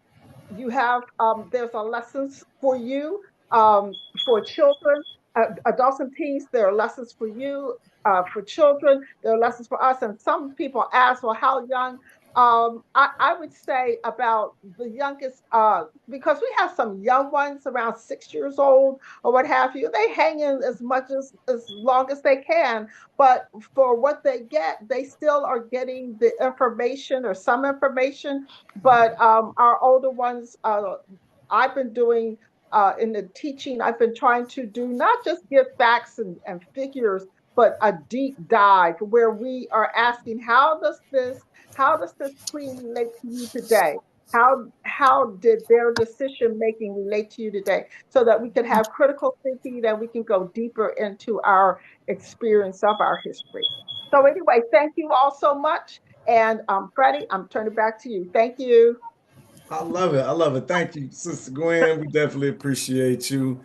Gwen, by the way, is going to Egypt with Urban Intellectuals later this year. So we're really excited. Yeah, what were you saying? I was just saying, yes, I'm excited. I'm trying to get everything together. I'm excited. I'm going to Egypt. Anybody want to come to Egypt with me? Because that's one of our first lessons. I do a deep dive about ancient Egypt, which is Kemet. So I'm excited. This will be my first time really going to the continent. I know all about the continent now. I want to put my feet on the continent. So and I hope I'll come back. I don't know. But anyway, if I don't, I can teach where I am. But anyway, I'm so excited. So if you want to join us, join me. Please do so October 25th this year to November 2nd. All right. Yeah. All right. I love it. Sankofa Club and Nation has come through and promoted the entire urban intellectuals movement, y'all. You got to see Sankofa Club live and in action. You got one of the queens and the pharaohs have been as well to Ghana going on our Sankofa experiences. And now Sister Gwen, who teaches inside the Sankofa Club, is about to have her Sankofa experience going home to Egypt. She's going to see Kemet, right? Been teaching about it, but now going, it's going to hit differently, Gwen, when you're sitting there inside of the tombs out front of the temples. It's amazing. It's an amazing experience. So super excited about that. Hey, but if you are interested in having some of these experiences as Queen Kaya laid it all out, right? That experience there in Ghana, you can sign up for our Zoom. We're having a info session Wednesday. So you can sign up here. I'm doing an info session on our Ghana trip, so I'll break down all of the specific costs, questions, investments, all of that good stuff. I saw questions about the long flight. We got conversation in and about all of that. But the experience of a lifetime is on the other side of that. So if that interests you, definitely show up Wednesday for that discussion. Yeah. Now, I know. Somebody asking a question. All right, I think we good. Hello, Hector. All I just right. wanted to say something, Brother Freddie. I'll go for it. Yes, sir. Again, this is Imwalimu Kabila, presiding elder for the National Black Council of Elders. And I just want to say, I've been so impressed. This is my first time here.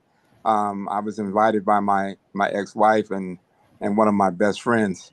But I just want to say that in the spirit of collaboration, I'm going to be encouraging our membership to be coming to the sessions. You said it's every Sunday, second Sunday in the month. Is that correct? Oh no, okay. I'll explain it. So Sunday dinner is done every Sunday. Every Sunday we meet 3 p.m. Eastern Standard Time and have these conversations again for our community. Every second Sunday, the Sankofa Club, the Pharaohs come through and bless us with their presentation at the start, and then we get into our discussion. I see. Excellent. Okay. Well, I just wanted to say that I'm going to be encouraging our membership to come to your Sunday sessions, and in the spirit of collaboration, because I think this is a time for us to come together as community nationwide as well as on a Pan-African level. So I'm going to be inviting our people to come and join this group. I think the presentations and the work that you're doing is not only exemplified in the work that you do, but it's also an honor, a way of honoring those ancestors that were in those dungeons. It's a way of honoring them and recognizing the sacrifice that they made, that we continue to do this work here to rebuild ourselves as community. And so I just want to say I really appreciate what you're doing and wish you the best in the future. Thank you. Hey, brother, thank you, man. I appreciate that. Thank you for being here, and thank you for being willing to share us in the show here at Sunday Dinner, right? I got my little shirt on, but these conversations are important, and the history is critical. The experiences are important because you start to understand the weight of expectation. I'll say that the weight of expectation on us as a people in the community, particularly, this is like controversial now, like the woke community, right? The conscious community, the aware community. I'd say the community that gives a damn, right? But when you have those experiences, like when you were asking about the feeling about, being at the dungeons, right? And feeling that energy and that power and seeing the fingernails in the concrete, right? It's a wild experience being there when they turn the light out, because like you see the pictures when people got lights on, but think about it, there's no electricity running through there. I don't know if you noticed the latrine that was like the latrine that was down the middle of flooring, like, it's just different being there. And Queen Kaya talked about the last bath and realizing that this was the water where they gave them the last bath, but then they walked to the dungeons that you go to, and then you start to realize how far a drive that is on a modern road in a modern vehicle. And you just start to get the weight of the anger that she talked about, but then you get at some point it dawns on you that somebody survived all of this for you to have these opportunities. Many of us that survived something like that. So you start to think about that ancestral obligation. And that's like what you will hear me talking about a lot when we go through our events throughout the year. So we're just meeting, talking about the things that are coming up. But before I go too far, because I got another discussion to wind up here. But this happens every Sunday. These discussions, these conversations, and generally I'm going to turn the microphone, as they say, to the community so that you can be heard, so that you can have input. But we try to reach for solutions and then give ourselves opportunities to go act on the things that we're talking about and we're discussing. But I know there are a lot of new people here. So I do want to give, I always love to take an opportunity to better ground who we are and what we do here as an organization, because Sunday Dinner might be your first interaction or anything like that with us. So with that, let me play this quick interview to give you an overview of like who we are and how long we've been doing this and all that good stuff. We are 9 years in business. We'll be December of this year will be our 10th year in business. Give me a yes in the comments. You can see this.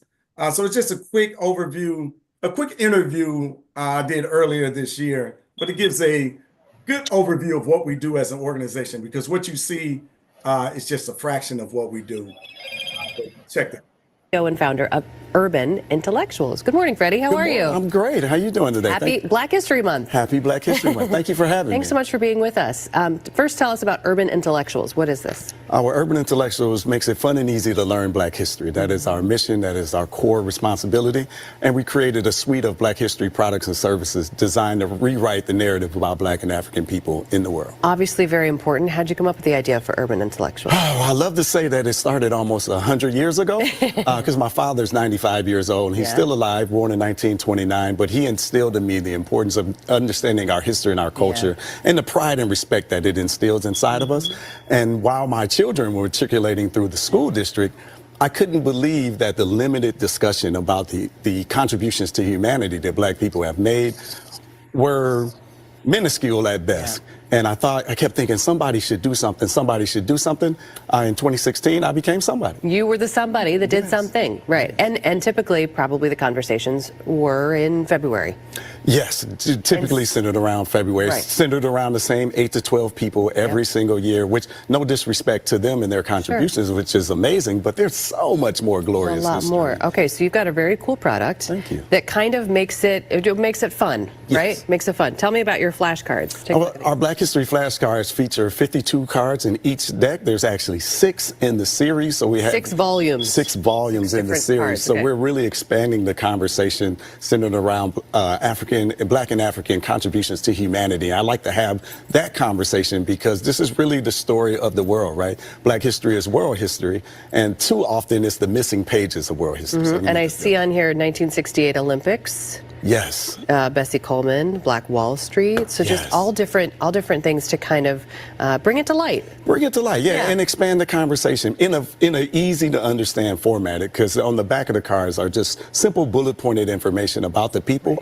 And the first time that you're exposed to it, it just opens your mind and makes you more curious and thirsty for it. Who are these for? These are for just about everyone. We have people who are using them with their young children, as young as 18 months, all the way to 95. I'll cap it there with my father's age because most of us aren't exposed to this information, so it's new to all of us. And you also have playing cards. That's fun. Yes, so we infuse Black history and culture into everything that we do. So instead of playing with a regular deck of playing cards, we have powerful Black imagery weaved into the playing card deck. Exposure. What is this? This looks like fun. Yes.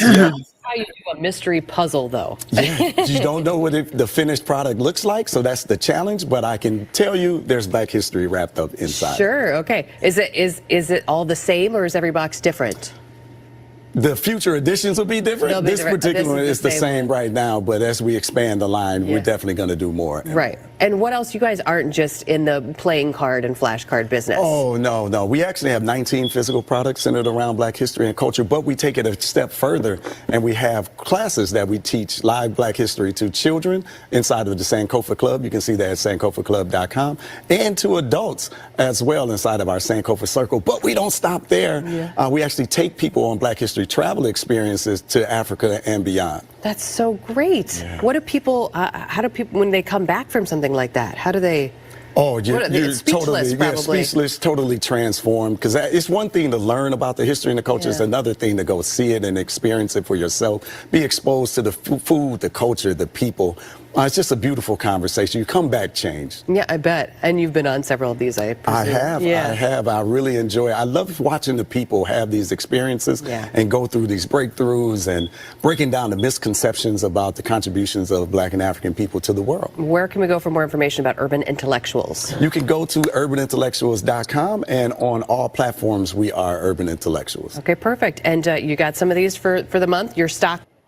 Yeah, so that's a good high-level overview of all of the things that are going on inside of Urban Intellectuals. We use that word Sankofa a lot. You'll hear that, but it's a Twi word out of Ghana that means to go back and get it. Go back and get your history, go back and get your culture, and bring that forward with you into the future. And that's what we're doing at Sunday dinner, playing on the nostalgia of going to grandma's house, right? If y'all went to grandma's house, and you know you better act right when you get up in grandma's house, right? So we are here at grandma's house reconvening the family, right? I think this is part of where we've gone astray, right? As a community, we've lost connection with our family structure. So rather than whine about it and cry about it, let's come together and talk about it and start to reconnect. Not just our physical family, right? But we are forming our own family, people who are community members who are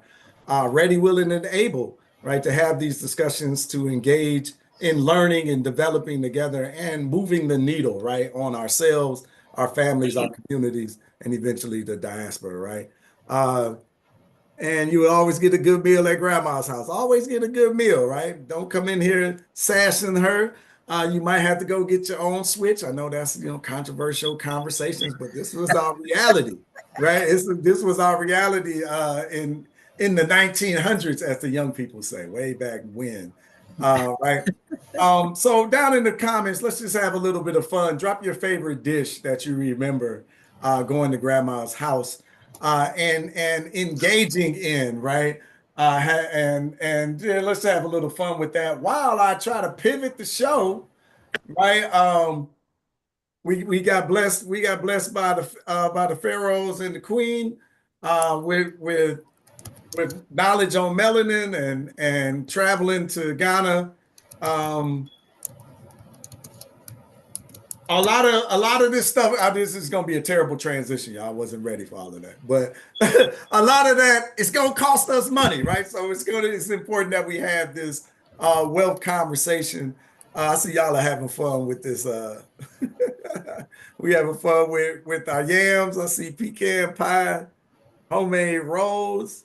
Yeah, you gotta act like you got some home training. All right, don't go up in here and embarrass me now. Biscuits, hot water, cornbread, pot greens, cornbread, and dressing. I brought you here. I'll take you out of here. All right. Hey, brothers and sisters. All right. Fried chicken and collard greens, chicken dumplings. Ooh-wee. Hot roast, biscuits, and bacon. Don't forget macaroni and cheese. I'm mad macaroni and cheese got so far down on y'all list. Peach cobbler, homemade ice cream. I love it. Turkey wings. Yes. All right, y'all have made us sufficiently hungry. Let's transition a bit into the wealth conversation. Was there any of our Sankofa members, Sankofa Club members, Sankofa Circle members, or Legacy members here? Give me like if you're in the club circle or membership, let me know. Yeah, you are. Okay, got a couple of y'all here. Was anybody here yesterday? So if y'all don't know, part of what we do, okay, so y'all are in the room. All right. Part of what we do is talk about not only history and culture, but really empowerment. That's really where we are as an organization. And like talking to the community, these money conversations keep coming up. These wealth conversations keep coming up. And the fact that in the West, in America, we need money, right? And this wealth gap is growing. It seems like it's ever growing. So in our spirit, right, we try to bring forth conversations with people and insights that can help grow our community. So everything isn't private, right? Some of these conversations we hold for our members, but on our YouTube channel, I am starting this interview series where we're sharing more of this information. Yesterday, we had the good brother Jeff Moore come out and give us some financial strategy conversations. In the comments, how did y'all enjoy that discussion? It's coming to the YouTube page. Is there somebody commenting?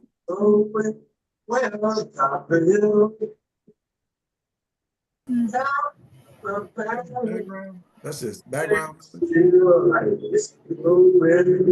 got to mute everybody because somebody is just randomly. There we go. All right. Yeah. So if y'all were there, let them know in the comments that you weren't there, you missed it. Oh yeah, if you weren't there, you missed it. Like, so Brother Jeff did a really good job talking about some financial strategies that we need. I don't want to give away the whole episode, right? But we did end up talking about cash value life insurance and investments that way. But he gave some really good tax information as well. But I said all of that to bring up this conversation about the economy right now. How are we feeling about it? I want to lead into the wealth gap conversation, but just really start with the state of the Black community or the Black economy right now. What are y'all thoughts on any of that? You can raise your Zoom hand to join in the conversation. But there are stats that's showing that statistically, by I believe it's the year 2053, we are supposed to be at zero wealth as a community, as a people. Now I know that ain't y'all on this call because y'all big balling, but as a community, it seems like we are behind. And with the I don't know what to call it, market manipulation that we just saw by the president, seeming to be crashing stocks to drop other tips, and things are going up and down. What are your thoughts and your feelings in all of this? I definitely got some thoughts on it as well. Brother Grady got his hand up. Come on in the conversation, good sir. Yeah, thanks again, Freddie, for inviting me into the space again. And this is a very important, conversation, and it has been for such a long time. What's going on now, you know, and it's been said before, it's our wake up call. But man, that wake up call should have been done like back in the late 60s, man, in terms of economic wealth among us. And if you look at the way things are going now, have we had that economic wealth? I mean, all these things that this government is doing to keep us out, we wouldn't have to worry about it because we would have had the money to educate our own. We'd have had the money to run our own candidates. We'd have had the money to care for our sick. Man, I mean, man, and then you look at our spending power, man. It's great, but it's been spent outside. It's been given to the wrong people instead of giving back to us. So, man, this is one of those conversations. Again, man, if we sincerely going to address the issue, man, it starts with self-discipline. We have to consciously, spend our dollars with one another, man. I mean, you know, for years, we always battle with that old saying, the white man ice is colder. I mean, man, that's a bunch of crap, man. I mean, that's psychologically it was did to us, which stems from slavery, of course. But man, one is, it starts with, self-discipline, and also we have to man, you know, we have to get more of our, you know, more black businesses off the ground, of course. But man, this is a hard hitting question. And I love to hear more feedback from others, man. I'm just scratching the surface, but it's something we should have addressed a long time ago. I mean, because that wealth gap, you know, between us and others, man, it's devastating. It's like participating in 100-yard meter event, and man, you setting your blocks like 20 meters or even 50 meters behind your competition. I mean, everybody have gotten rich off of us, man. Everybody have gotten rich off of us. And we haven't gotten rich off of anybody. That's a problem there, Freddie. That is a problem. Okay. I mean, you know, this going to work for somebody else, you know, getting that education and taking that, you know, back the talent and taking that education back and putting money in the into the oppressor's pocket. Man, I mean, damn it, man, that should have been defeated a long time ago. Why the hell would you want to put some money back in somebody's pocket who systematically denied you? And that's the problem with them too, Freddie. They know once we, you know, like if we had our own economic independence, their ass would die. I mean that from a financial sense. Cause ain't no other community is gonna take care of white people economically as we did. That's their whole goddamn biggest fear there. Okay, well let's see if we can figure out how we gonna make it happen. So yeah, come on back into the discussion, brother, in a bit. You know, let's All keep right, it. I will, brother. Thank you. Yeah, all right, Sister Alry, you can come on into the discussion. I definitely like to. I wonder, like, what are some simple things that we can do now? Like Brother Jeff, he talked about getting involved in life insurance. Everybody should have a life insurance policy. We know that we're going to pass. This is an easy way to accumulate wealth during lifetime and pass something on to the next generation. But it's something that practical and everybody can get started. Sister Alry, come on into the discussion. Okay, that statement about our wealth going to zero, I think should be prefaced by if we do not change our ways.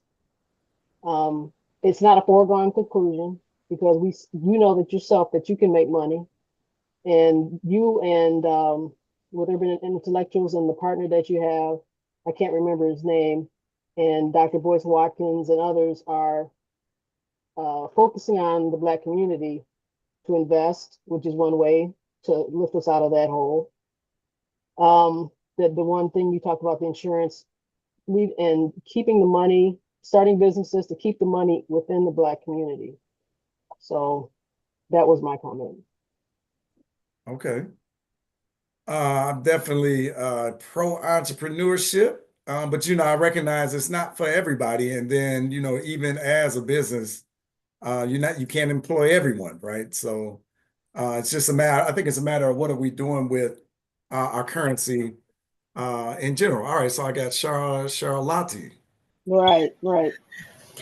I would just like to say, in relationship to the comments the brother made about insurance, is that we have on one of our local CBS channels, every week there's a brother who is, I would say, an investment advisor. And he has been very adamant over the past 2 or 3 weeks, telling us if we have something and we are leaving it for our loved ones, don't just leave them as beneficiary on your insurance. Because if that person is already making for $1 million a year, and you leave them a policy that leaves them $100,000, you've now put them into another tax bracket where you are now taking money from them or causing them more financial responsibility than if you be sure that you set it up so that it is not just straight inheritance, as I want to say, uh, trust funds, I think is pretty much, or one of the similar packages as a trust fund, so that there is no tax obligation that you pass on to a loved one. And then the other part of my thought was that with our $2 trillion of financial investment and spending in a year's time across the nation, that more support to our Black businesses and these blanketed boycotts that we have lined up for the most of the rest of the year, and who not to buy from and what period of time to let them fill our absence. I think those are some very strong steps to us having some economic recovery and making sure that we keep it in the Black wealth category. I love it. I love it. May I say something? I don't know how to do the hand thing. Let me come to you next, good brother. Who is that? Dr. Jackson. Dr. Jackson. All right, I got you after Christine, Dr. Jackson. And also Kabila after Jackson, please. All right. Sister Christine. One of my things has been, one of the sore spots with me has been how we keep up with the Kardashians, and we're so busy buying designer things and trying to be the best in the street, and we don't even have our own roof over our heads, and the flashy cars. And I just wish that there was a way that we could teach the young people how to get out of that mindset that we have to please people that we don't even know, the people that we don't even care about, but we've got to make them look and think we're bigger and better than we are. And to tag on to what I think Sister Charlotte said, we have to start putting our own dollars back into our own community. One of the things that I have done, and I always try to do, is hire someone Black first. I am into buying real estate for an investment, and I always go when I'm in a different state. I always ask for a Black realtor because I want that person to get my dollars.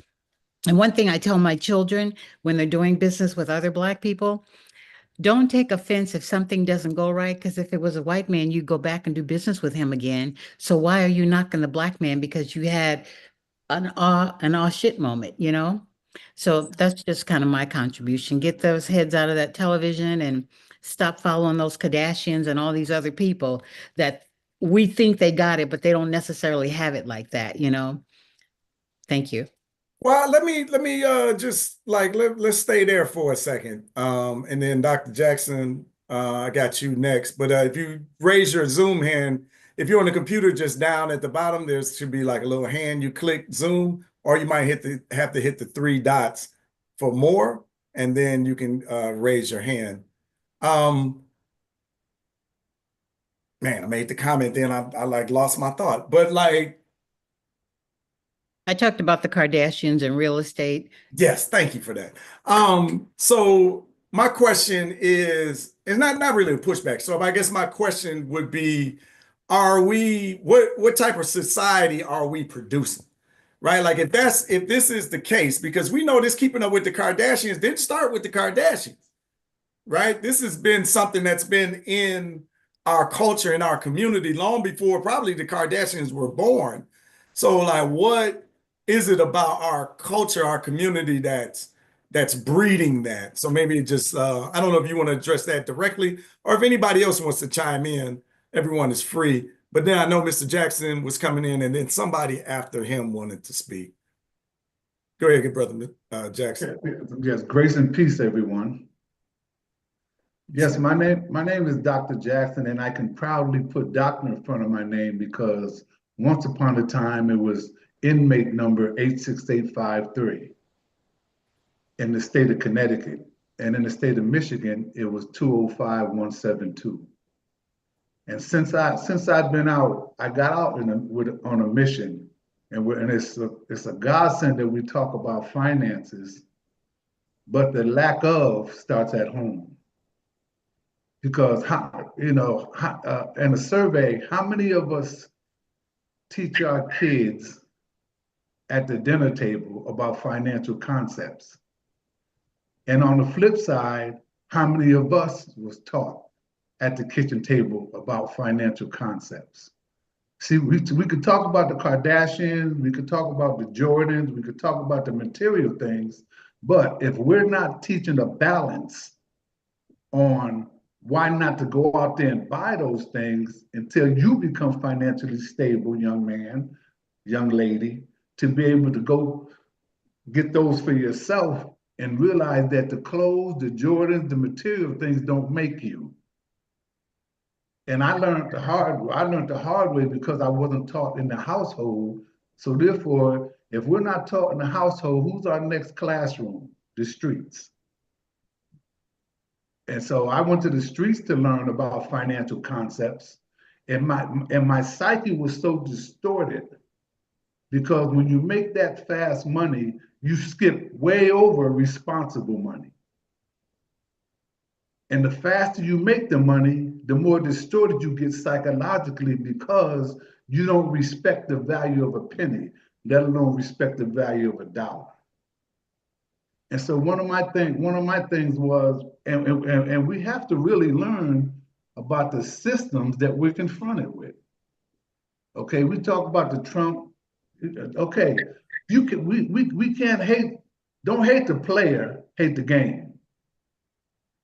So if we fall into these illusions and these mirages in the hood of reaching for the stars, okay, and we can't even reach the second floor, you know, our whole financial concept is totally distorted. One of the things I promote with generational wealth is insurance. Because as a black man and the black dudes coming up in the hood, see, we don't like to put our money where we can't touch it, put our money where we can't see it. You know, and depending on our financial wisdom, based on credit scores and things like that, we was never taught, a lot of us, to even trust monthly obligation as far as finances go and things like that. And it hurt me so much when I was in prison. And once I got out, I made it my business to take a course. And now I'm a national financial literacy instructor. Not local, but national. Because if I can't preach it, not unless I want to teach it. And so now I do classes. I have my own nonprofit organization because once I got out, I wanted to get certain positions, certain jobs, but because of my criminal record, you know, that's what they throw in your face. So I said, okay. I went to the Board of Ed when they told me that. I said, I'll be right back. So I went, I got this book called The Robert Rules of Order. And it told me to get some bylaws together. It told me to get a board together and create my own. Because the hustle don't stop with us. It changes from negative to positive, from positive to negative. And so what I did was I created my own nonprofit organization. And now the Board of Ed, they couldn't hire me. But now since I got my own 501c3, now you can contract me at a much larger price, of course, because who better can clean it up than somebody who dirtied it up? So now I'm running to the schools because I want to get with the young men who they're afraid of.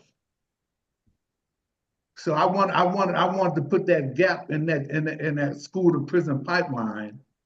And so now what I do is I teach fathers getting out of prison, mothers getting out of prison every Monday at 6 o'clock. I teach a financial literacy class. And every Thursday at 6 o'clock, I do a father's class. Because of my shortcomings, now I teach those what made me go to prison.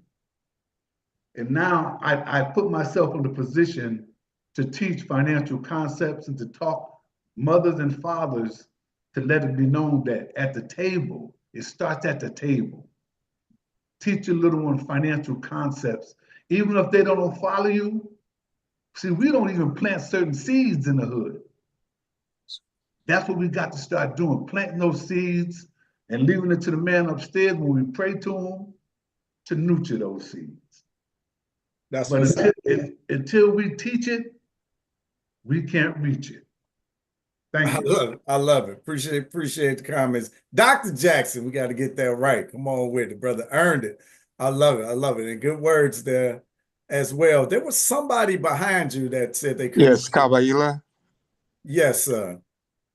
Yes, sir. So appreciating the discussion. I just wanted to mention a couple of things.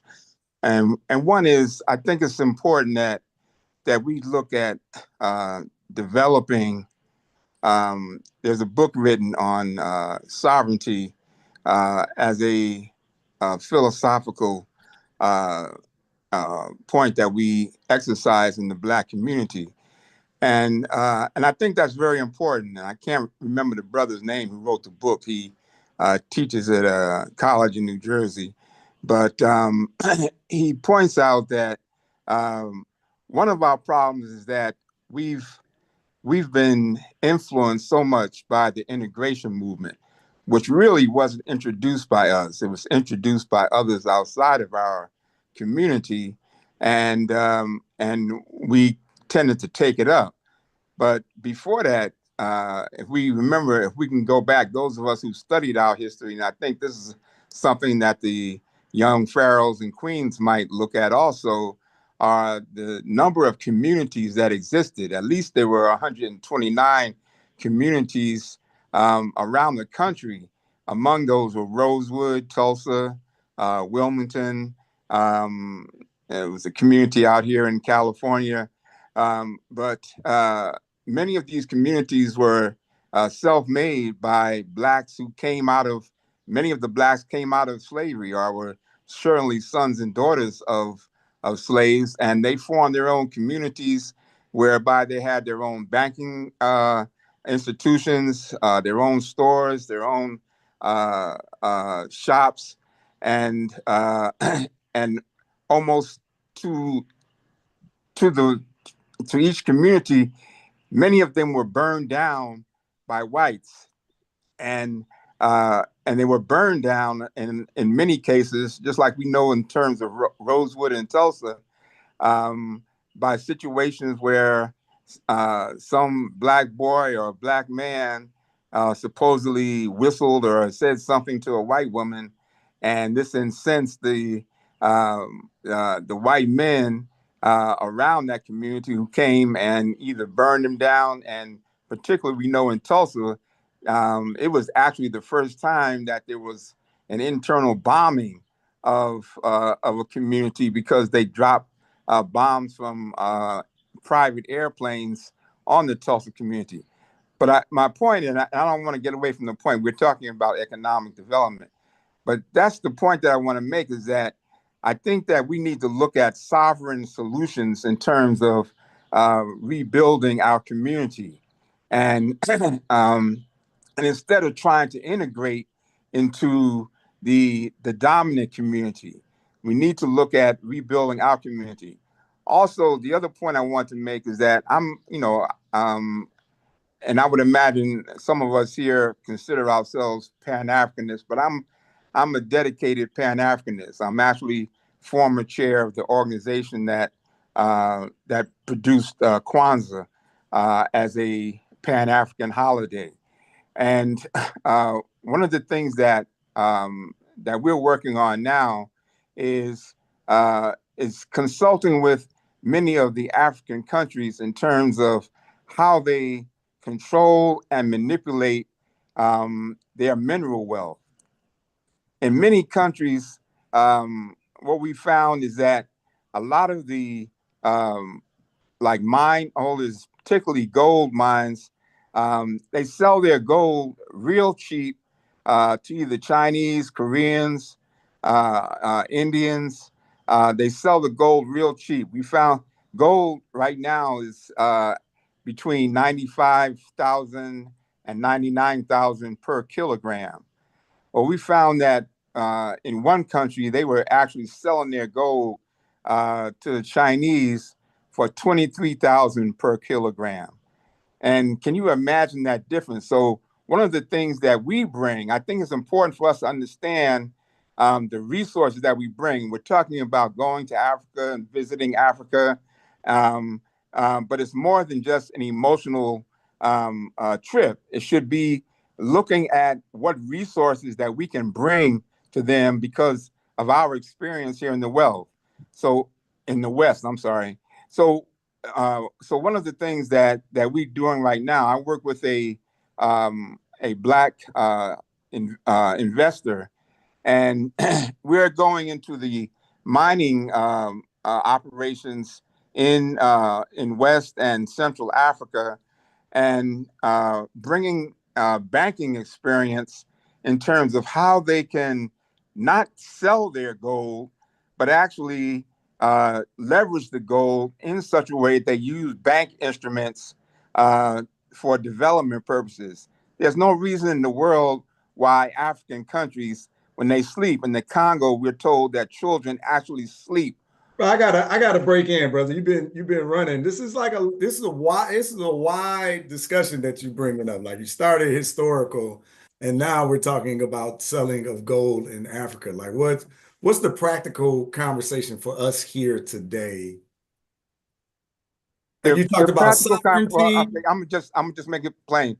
The practical conversation, I think, is that as we come from, we bring intellectual and knowledge resources from the West, and I think it's important that we take the knowledge that we've gained. For example, like the sister was talking about trust and whatnot, we take that knowledge and share that knowledge not only in our community here, but that we also take it to Africa, because there's a reciprocal relationship between us and Africans.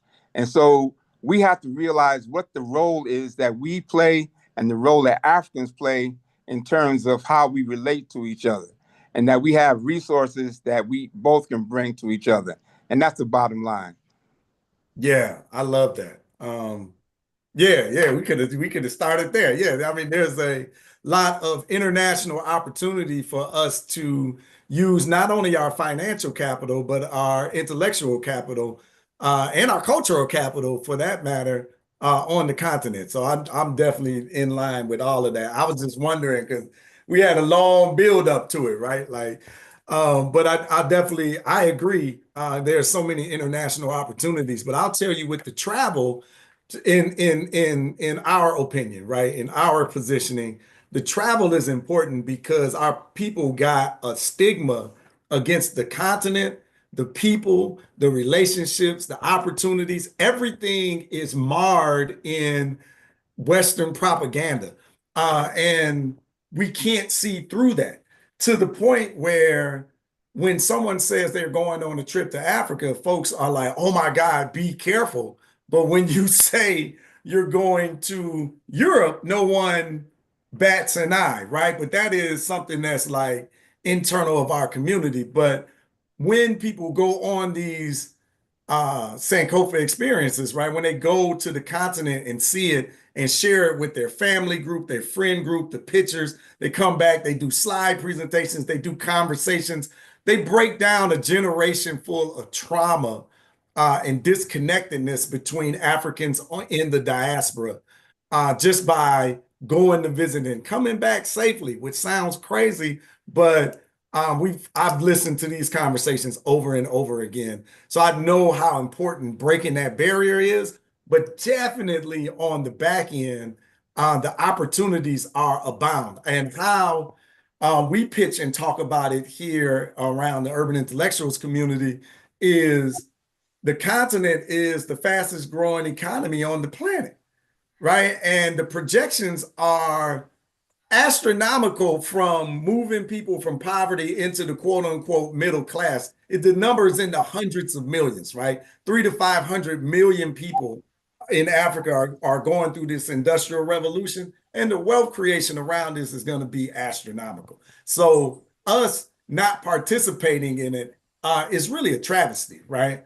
And it's part of my like ultimate plan for investing in the continent, moving to the continent, living on the continent, or at least in the diaspora somewhere, but to invest in it, right? And to get our community to do just that. So I'm definitely I'm all in on that conversation as well.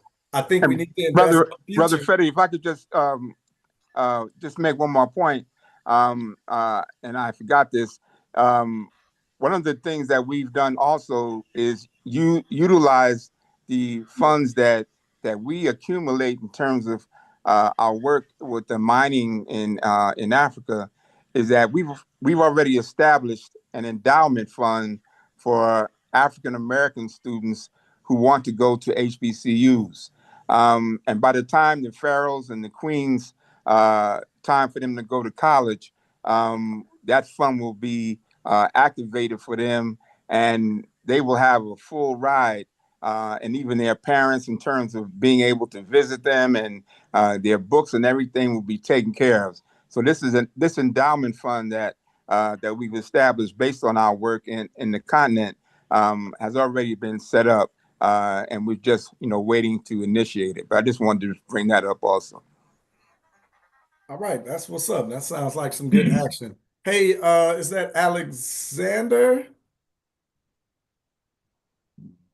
What say you, young, or Erica Alexander? There we go. My bad. I had something covering it. Yes, give me just a sec. I'm coming in my door, putting things down. I really I appreciate what you were saying about investing in the continent.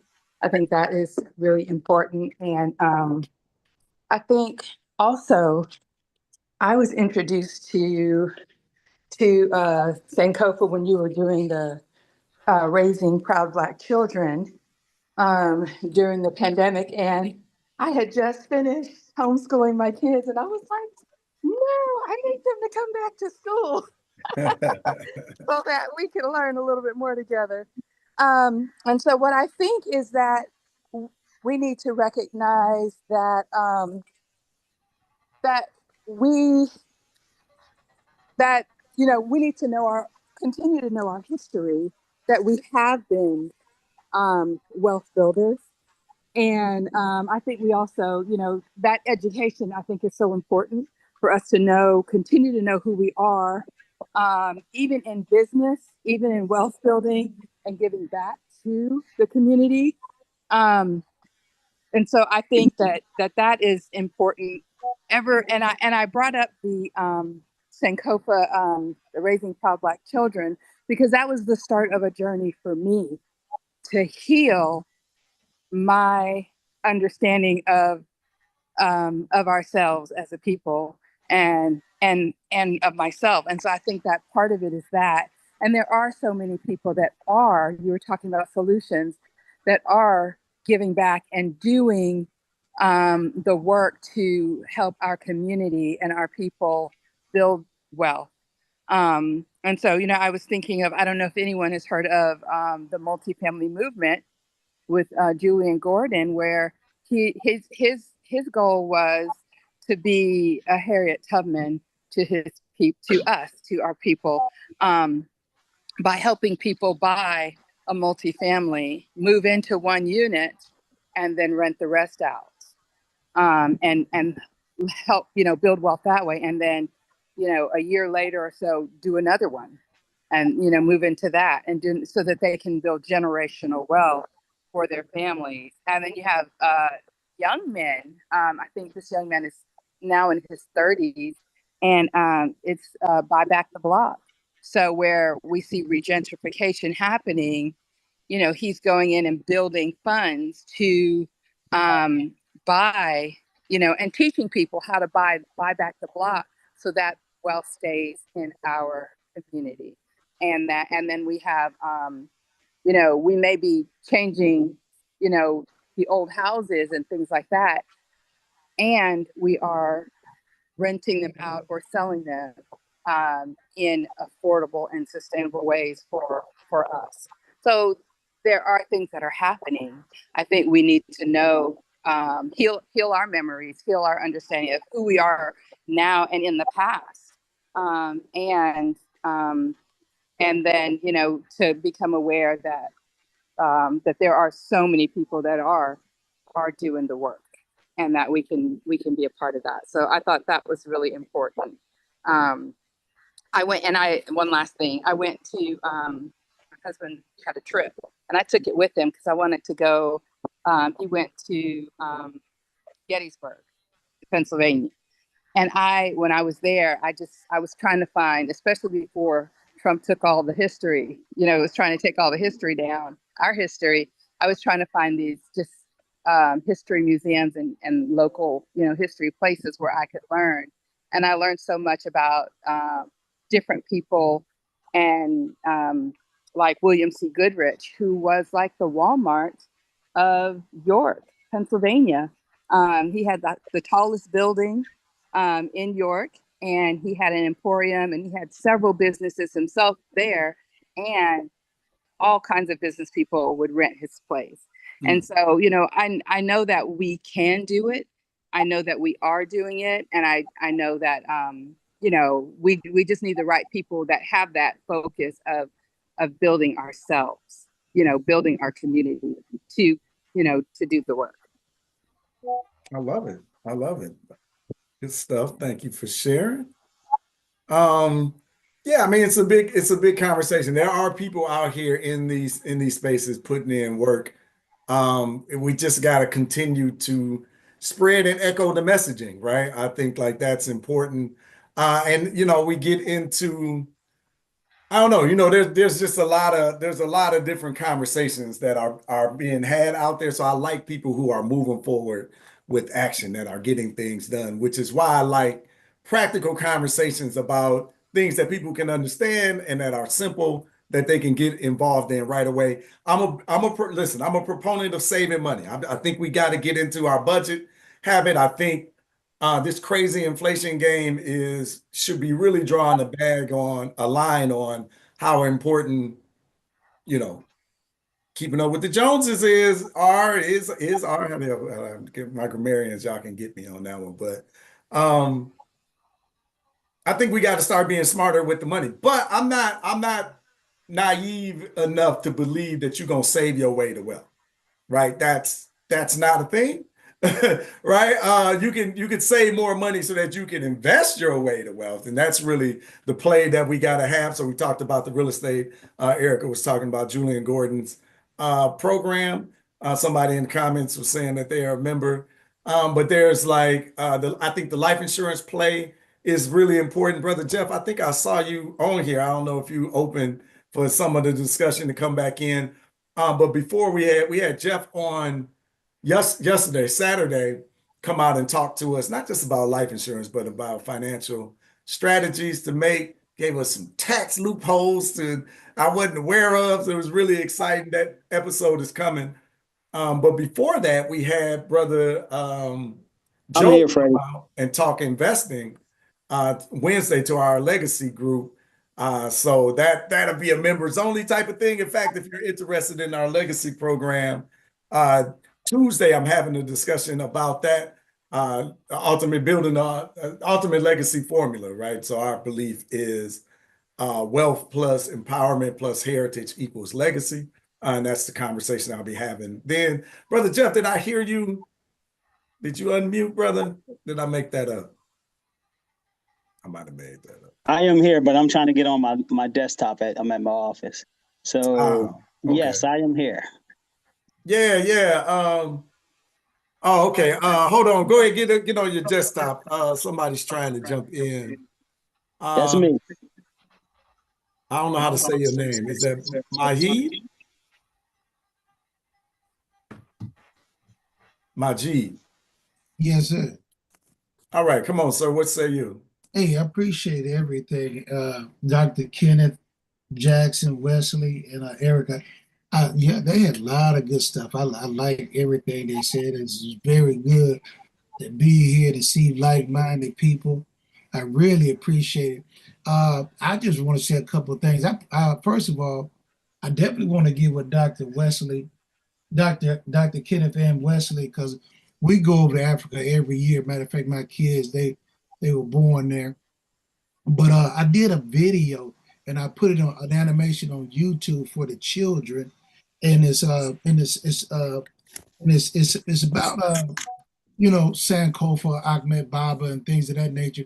But I do really like. I sold insurance for 20 years, and that insurance is a good first step. We do need to get in there. I do believe that, and I do believe we need to start investing a lot of money. Like you said, to save, we can't save our way to financial freedom.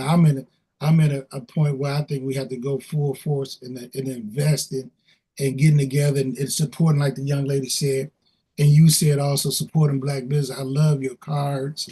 I love your what you do as far as the visualization of us as a people. My father, he's born in 29 also, and he used to always have the images that we used to like you have in the background for the children to see, and they gave us a thirst for understanding and knowledge about ourselves. So I really like that. I really like what everybody has to say.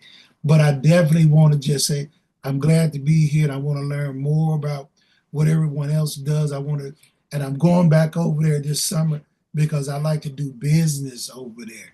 And a lot of brothers that's from there, and they're correct. We can do a lot of business over on the continent. They need basically everything.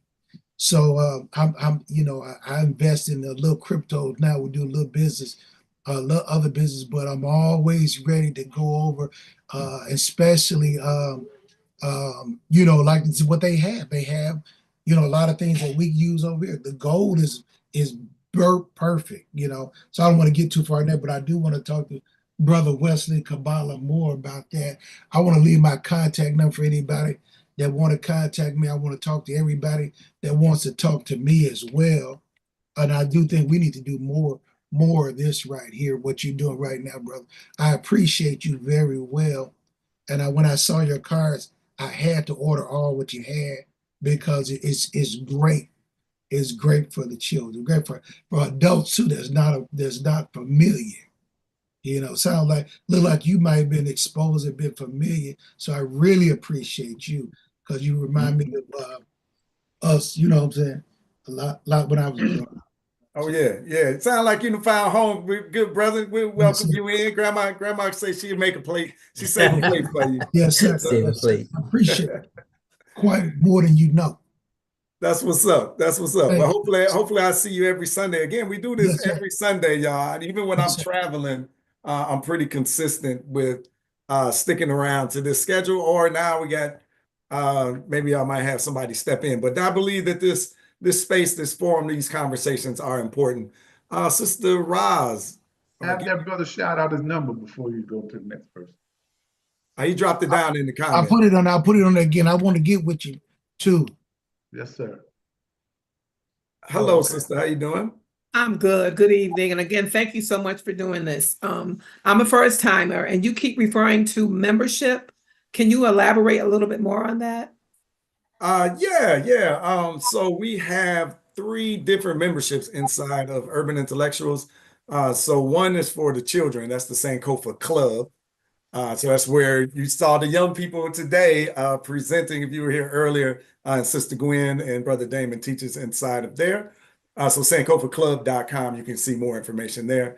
And then the Sankofa Circle is where we teach live Black history to adults. I got to look up the link for that directly.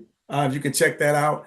And then we have a legacy membership program that's really all of everything that Urban Intellectuals has to offer and more. So you gain access to the Sankofa Club, you gain access to the Circle, and then you gain access to everything that's inside of the legacy building program, which is these wealth conversations, this heritage conversations, genealogy, and things of that nature to bring your whole family together. But for that, I am doing a talk on that, a deeper dive on Tuesday. So that link that I just dropped in the comments, if you click that and sign up, you can come out and I'll do a deeper dive on all of that on Tuesday. But that'll be inside of our membership. Okay. Thank you so much. Excellent. Well, welcome to Sunday dinner, Grandma. I ain't want to say nothing, but Grandma has been asking about you, so it's good you showed up. I'm here. Okay. All right, thank you, sister. I appreciate it. Yeah, so good conversation. Yeah, so you'll hear me talking about memberships and things of that nature, but we do a lot more than meets the eye here at Urban Intellectuals, right? But this Sunday dinner is a new staple, not a new staple. We actually been doing this for, man, it's probably been about 6 months now. So we're really starting to get into our groove in this. But I love having this open discussion and conversation, particularly about money. Brother Jeff, are you back? Yes, I'm back. I'm back. I just realized I ain't got my piece on. Can you All hear right. me? Yeah, so Brother Jeff came out yesterday and talked to us a bit about financial strategies, right? Yes. I had a really good conversation. 45 minutes turned into 2 hours, and it was a good discussion and really important for the community, right? Brother Jeff, you want to just give them a quick high level insight, and then I can run and grab my charger too. All right, go ahead. So my name is Jeff Moore. I'm a financial advisor, a strategist, cash value wealth builder, enthusiast. I like to call myself a financial disruptor because I try to get people to understand what's going on with their money so they'll know what to do. I think in the times that we're living in right now, for us to have so much economic power that we're not utilizing is a shame. And I think that, we have to get back to the basics, and getting back to the basics is understanding the financial power that we have, especially living in a country that is financially centered. The United States is predicated on two things. They predicated on money and the military. So those are the two things that keep the United States very relevant in the world today. So it is imperative that we start to look at what's making America run and what makes America feared and what makes America the powerhouse, and utilize the money that we have coming in under our management. I mean, we last I checked, have about $1.9 trillion as Black people coming through our hands every single year. And that's after taxes. We're the 8th or 9th largest economy in the world. Yes. So when you understand what's going on in the financial implications of the money that we have behind us, it is a shame. I'm at Sunday dinner now, so I'm not going to get too excited over here, but it is a shame that money comes through our hands and leaves our communities before we can say, what's up, brother? What's up, sister? It's gone.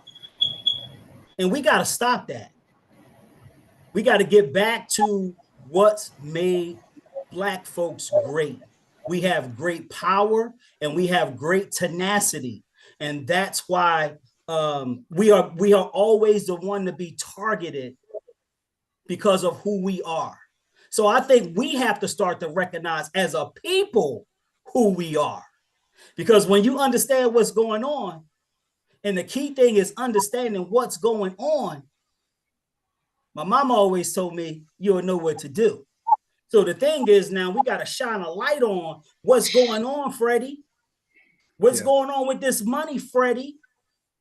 What's going on with the moolah, so we could get some power back, so our communities can be better, so our family structures can be better, so our education system can be better. Because we had it once before, and we could get it again. And this time, we're going to learn the lessons from the past. And that's why they're trying to erase all of our history, because those that don't understand history are doomed to repeat it. But guess what? We have a new sense of enthusiasm now, a new sense of energy now. And we got to stop falling for the okie doke, y'all. We've been falling for the okie doke for too long, trying to be like something that we ain't supposed to be like. And it's time that we start to have an awakening, because as soon as we get ourselves, this is my belief, this is Jeff Moore's belief, as soon as Black folks get ourselves together here in America, we'll be the effectual change to change the Black folks' lives all over the world.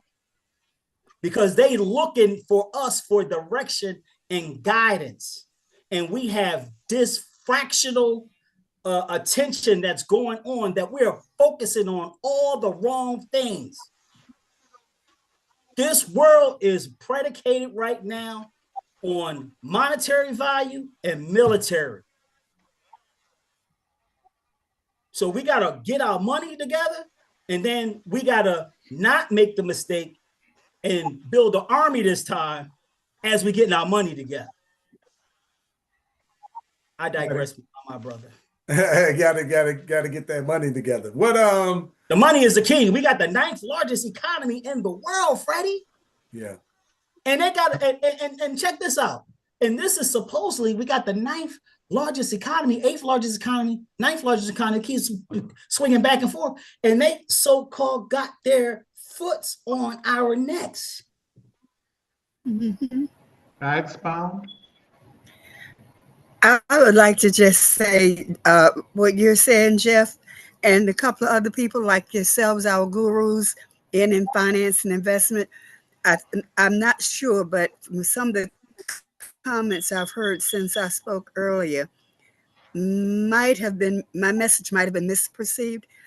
While insurance is a bet and a go, is how you set it up when you leave it, or the benefactors receive your goods, the loophole. You all have got to teach us how to close those loopholes so you don't do us a disservice and give us more financial responsibility than necessary, because white folks are been doing it for a while. Well, here's a newsflash.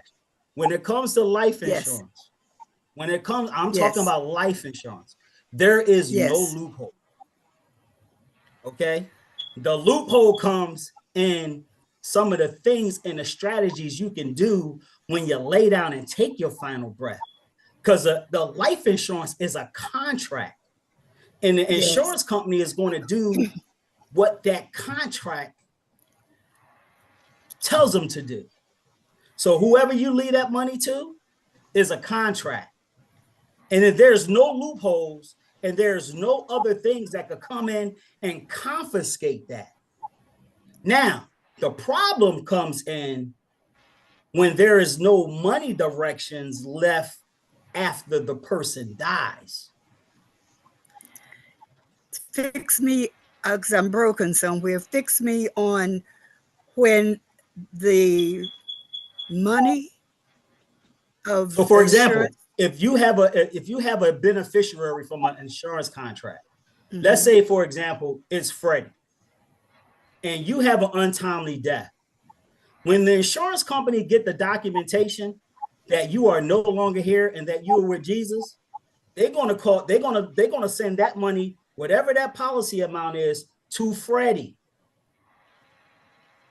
Understood.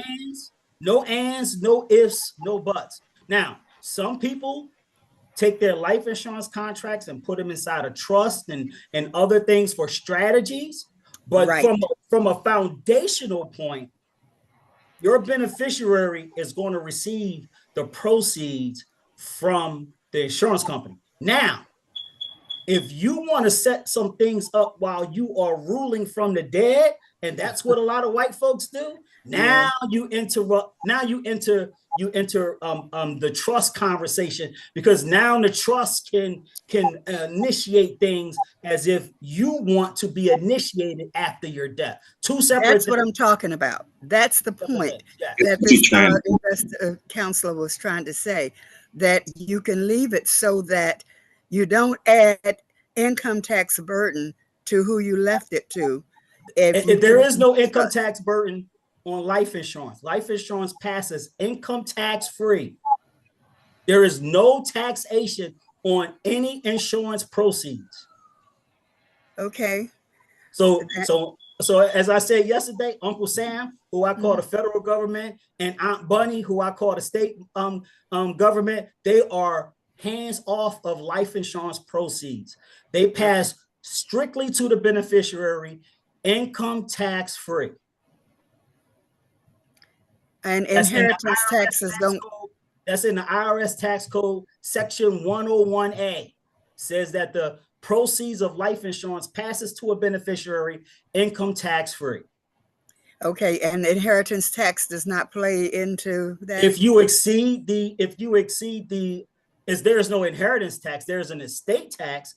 If your portfolio exceeds the amount of what the state tax is, but income tax, it passes income tax free, life insurance proceeds. Okay, well, that's great enlightenment, and I appreciate it, because what I've heard doesn't sound in alignment with what you're telling me, and I'm trusting that you know what you're talking about. But I think that probably I'm not the only person who is not clear on how that really plays out, and what will and won't happen, and what goes into trust, so that you do have some control from the grave for the people you want, to receive your proceeds. Now, and that can be if costly and now, dangerous. if that conversation is surrounded around you ruling from the grave, definitely need to have a trust for that. Okay. But don't let nobody tell you that you have to have a trust to get life insurance proceeds income tax free. It doesn't work that way. It wasn't a have to, it was a recommendation. Okay. Sounded like that that's what the guy was trying to tell people. Okay, well, I thank you for your education, because now that lets me know there's more that I need to question and look into, and that I'm sure there are thousands others of us who might have some of the same questions, and we did not know some of the things you're telling us that we need to know. Well, I thank you for the question. So, Brother Jeff, yes, sir. A follow-up to this is, there are actually some YouTube presentations by brothers, mainly brothers. I haven't seen the sisters, but they also point out the same thing that Sister Charlotta just pointed out, that you should put your insurance, the proceeds that go to your heirs, you put it in a trust and make. I had this conversation. It's funny. I had this conversation with Freddie yesterday. Okay. Everybody's telling you to put everything in the trust. And my thing is, you're supposed to put your assets in a trust. If you ain't got no assets, you really don't need no trust. Trust, right. So from a basic standpoint, is a life insurance the only thing that you're leaving to your kids? You don't necessarily have to put that in a trust, because the life insurance proceeds is going to pass to a beneficiary income tax free. Okay. It doesn't have to go through probate or anything. So now, if the person is referring to things being strategies where you're going to structure your money to do other things, and after you die, now that's something totally different. But I am seeing a lot of people who have really no assets spending hundreds and sometimes thousands of dollars getting a trust when it's not really necessary. Yes, sir. Yeah. Good point there, Jeff. Like I was saying yesterday, the brother was lacing us with a lot of these answers, right? So being that we're talking money, I like this part of the conversation because it's practical. See, I like stuff that's real and tangible to the vast majority of us. No, it's not going to be 100% for everybody, but damn it, it's got to be 65 to 80% of us got to be able to be at least ready to engage this conversation, because again, and life insurance ain't the only conversation that we had, by the way. Right. So just look for the episode coming out, but like it's levels to this. It's just like the schooling that we go through. We start at pre-K and then we go to elementary school. Well, at least that's the way I went through school. And then it was junior high school, and then you went to high school, then you went to college. It's levels to how you are building your financial home. And a lot of people are missing levels because they're trying to jump from preschool to college, and they're missing going through elementary school, junior high school, and high school, and they get these advanced strategies that really don't apply to them. So we just got to bring it back. Yeah. Because once you start to understand what's going on with your money, you will start to know what to do. And there's some key things. Like, I'm a firm believer that most of us Black folks miss the game, because when we get some money, whenever we touch money, we try to pay everything and everybody else first, and then try to save what's left over. And the statistics say they ain't working well for us. Right. To put it lightly, right? Hey, but look, if y'all are enjoying this conversation down in the comments, give me a Jeff in the comments, right? If y'all enjoying this, y'all liking this idea of having an expert come in and talk during Sunday dinner, pieces of it, right? But I got Brother Ralph, and then I got Cecilia. I got some questions, brother. We might as well lean on your expertise while you in here. So Brother Ralph, let me get out the way so you can ask your question. Yeah, good afternoon, everybody. It's been a great show again, Fred. I just wanted to acknowledge that a lot of the conversation today has been some of the things that I've self-taught myself over the years. And I'm agreeing with mostly what I've heard. But I did have a question for Jeff here regarding, and it might clear up some of what Charlotte was talking about. If I had a living trust, or we had a living trust, and we also had a IUL insurance, life insurance policy, I could leave that IUL out of my trust, and that way I avoid taxes to my beneficiary or my trustee that I leave behind after I pass. But my trust is going to be a living trust. And I wanted to make sure if you could acknowledge if that's somewhat correct, and kind of leaning toward what the sister was speaking on, because that's been the information that I've been studying and receiving over the past year that I've been in this market. And I want to mention that, yes, some of us went through a lot of school, and some of us didn't go to any school, based on the type of life that we grew up in, especially in Chicago and or somewhere in this country where you was kicked out of school when you became a young teenager and you didn't get a chance to go to get an education. I got it. But as far as invested in the diaspora, us Americans, by all means, 150,000%. That's my goal now. I'm damn near 80 years old now, and I'm in school now studying all of the commodities, all of the economic tools that this capitalist system has developed for us to enjoy gaining and learning wealth. And I just pass everything I know on to everybody and anybody that's willing to listen. And I always ask for them, go verify what I say. Because if I'm wrong, I want to be corrected. And I appreciate your help. And I love to have your input. And I don't want to go too far because you got other people that love to speak as well. And thank you. So restate your question for me again. I was stating that if we have a living trust, because in most states, if you just use a will, your will automatically go to probate. Yes. It's a part of the capitalist business in the law industry. For them to make money, it's in the legacy industry. So you need a trust. I live in Florida now. I'm from Chicagoland, right there in the hood where they're headquartered at right now. But in Florida, you automatically have to have a trust if you don't want to go to probate. And if you go to probate, you automatically have to have a lawyer represent you. You can't go there on your own. If you got 15 cents and you got a doggone car that you want to leave behind, like you mentioned, personal assets, they need to be in a trust designated to whoever your heirs or whoever your trustee is going to be or your beneficiary.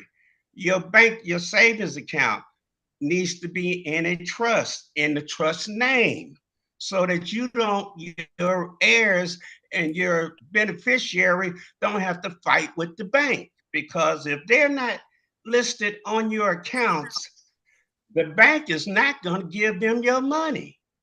And that money is going to wind up going to the state over time. And usually it's at least 10 years before the state will start to acknowledge that we get all of this money, billions of dollars here, from people that's done left behind stuff, their stuff, that they can't claim no more, including life insurance policies that they didn't leave a beneficiary to where they could be contacted, because the insurance companies don't volunteer to go look for your heirs and your beneficiary. They don't look for them. They gotta go look for the insurance company and know about that policy and that information.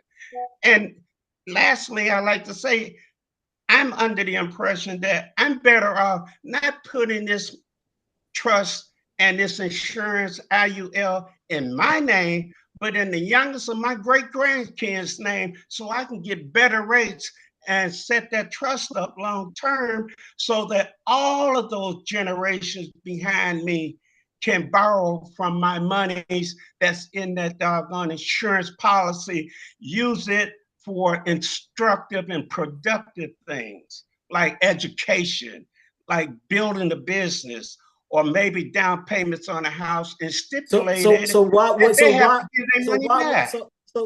you said a lot of good things, but like I said, my brother, you said a lot of good things out of order. Yeah, they might be in order, I'm sure. I just told you what happened. So what I'm saying, I'm saying to you, so I'm from Philadelphia, right? I'm from the hood of Philadelphia, right? And I'm from North Philly, right? And my old heads used to always tell me, they said, young boy, slow down so you can speed up. Yeah. Well, I got excited. So Absolutely. I'm saying, so what I'm saying is, you said a lot of great things. Lots of great things. The insurance does not have to have a living trust to avoid probate, first and foremost.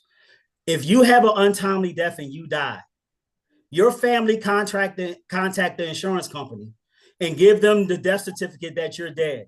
The insurance company is going to send the proceeds, income tax free, to that beneficiary. That's correct. The first thing.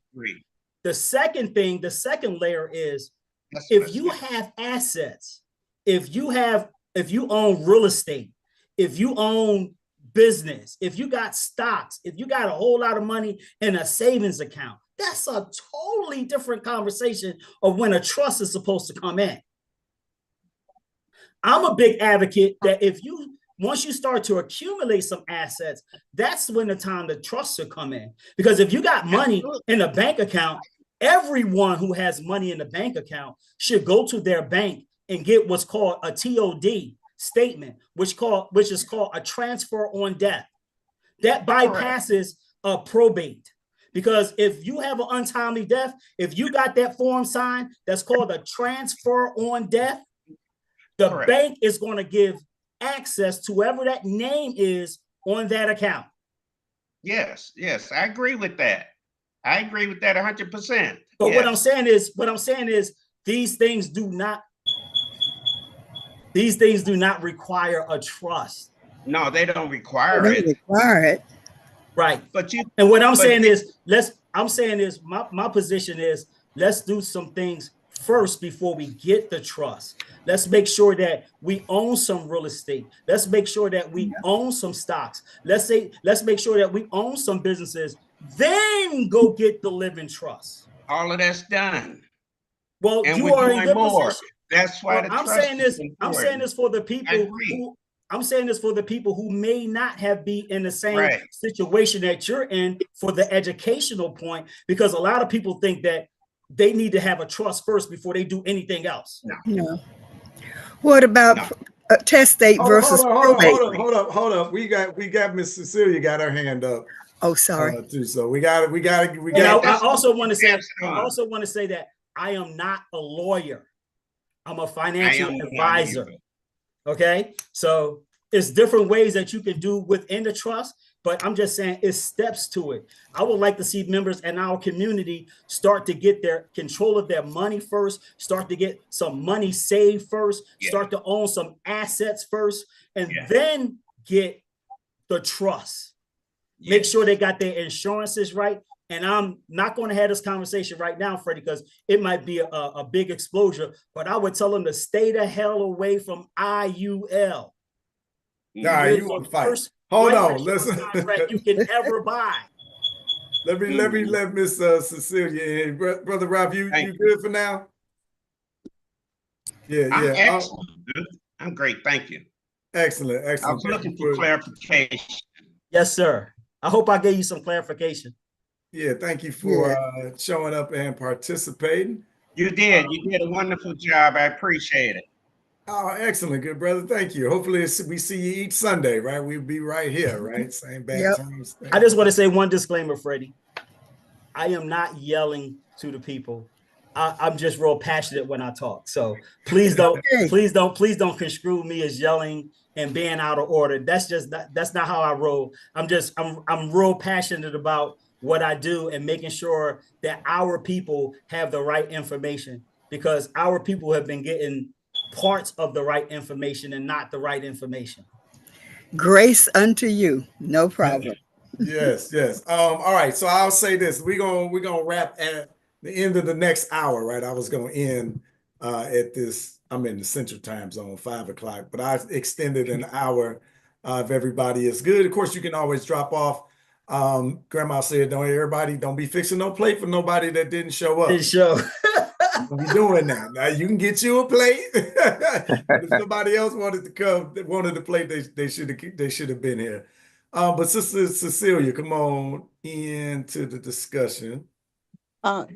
Yes, I'd like to mention that what people seem to think that costs a lot of money is the probate, having to go through probate, and when everything is left in a will. My father died in 2014, I believe it was. And because he was in the military and moved around in a lot of places, he had different investments, things set up in I don't know, there must have been about 15 different items that were there. Most everything he had set up to be transferred upon his death.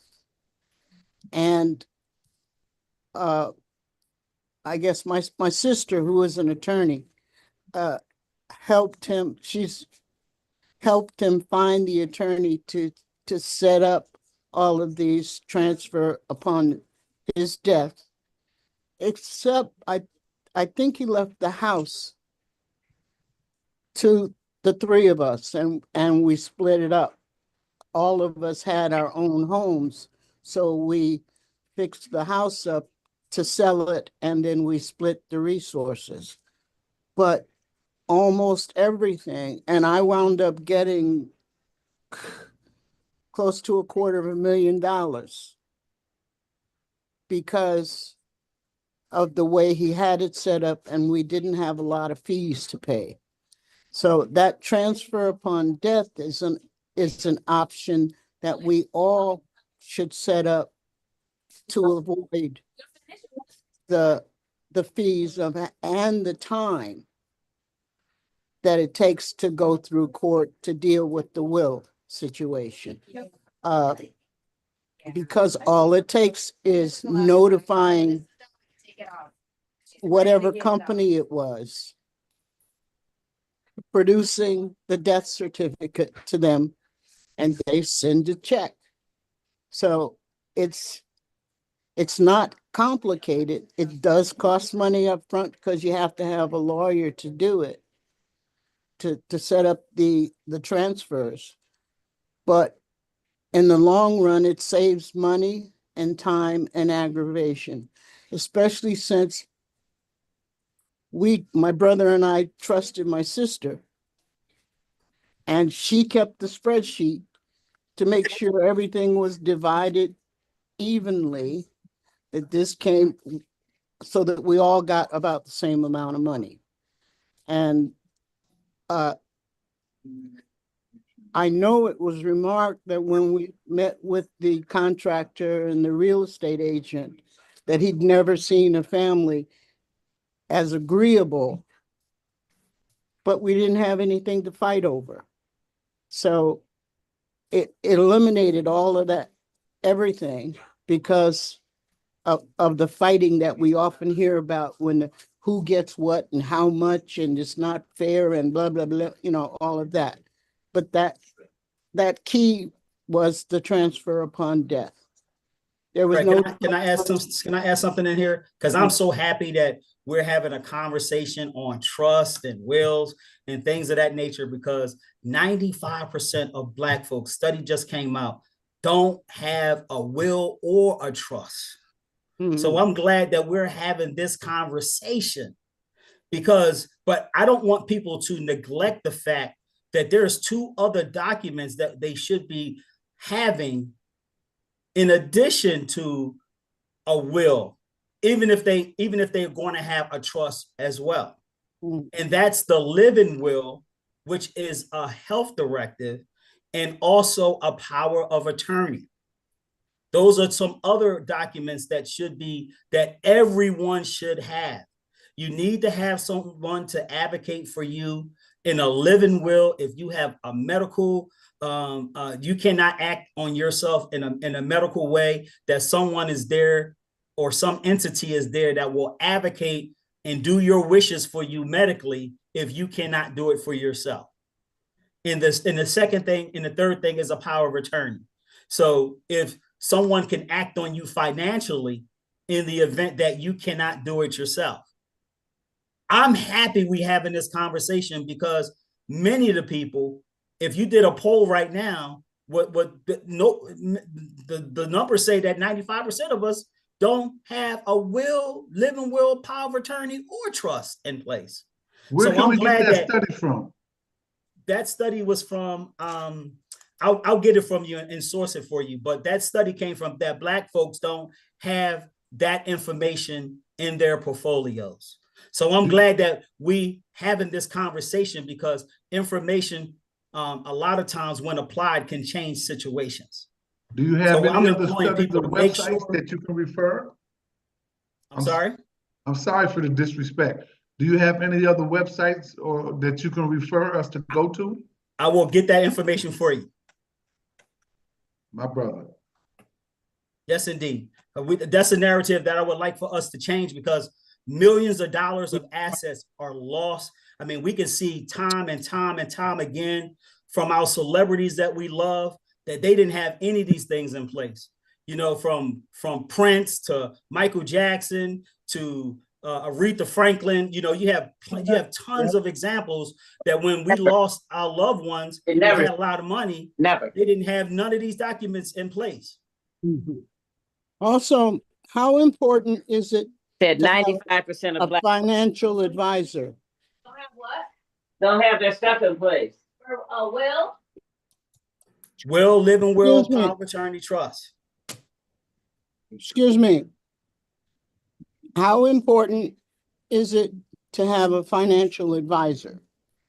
I think it's very important to have a financial advisor. I also think it's very important to have someone on your team that is a CPA that specializes in taxation, so that they will know how to keep more of the money that you're making in your pocket.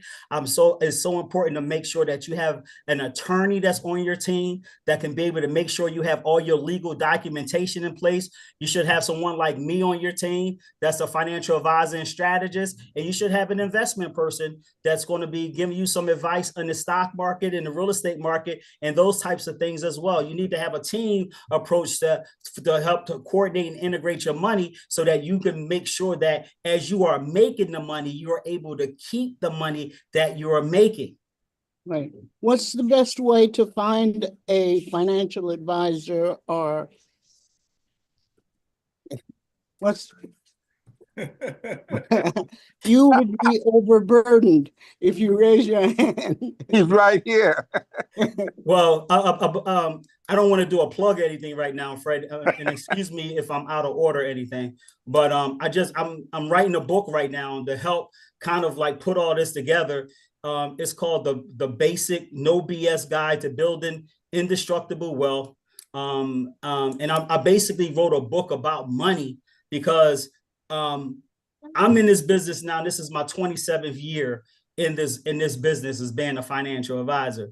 And I lost all of my money in 2008 when the crash came and I was in the business. So I wrote this book wishing I had the information that I have now back in 2000 when 2008 came, that I wouldn't have got, as they say back at home, killed when everything went down. And the reason why I'm such an enthusiast with life insurance is the life insurance money in my portfolio was the only thing that made money in 2008.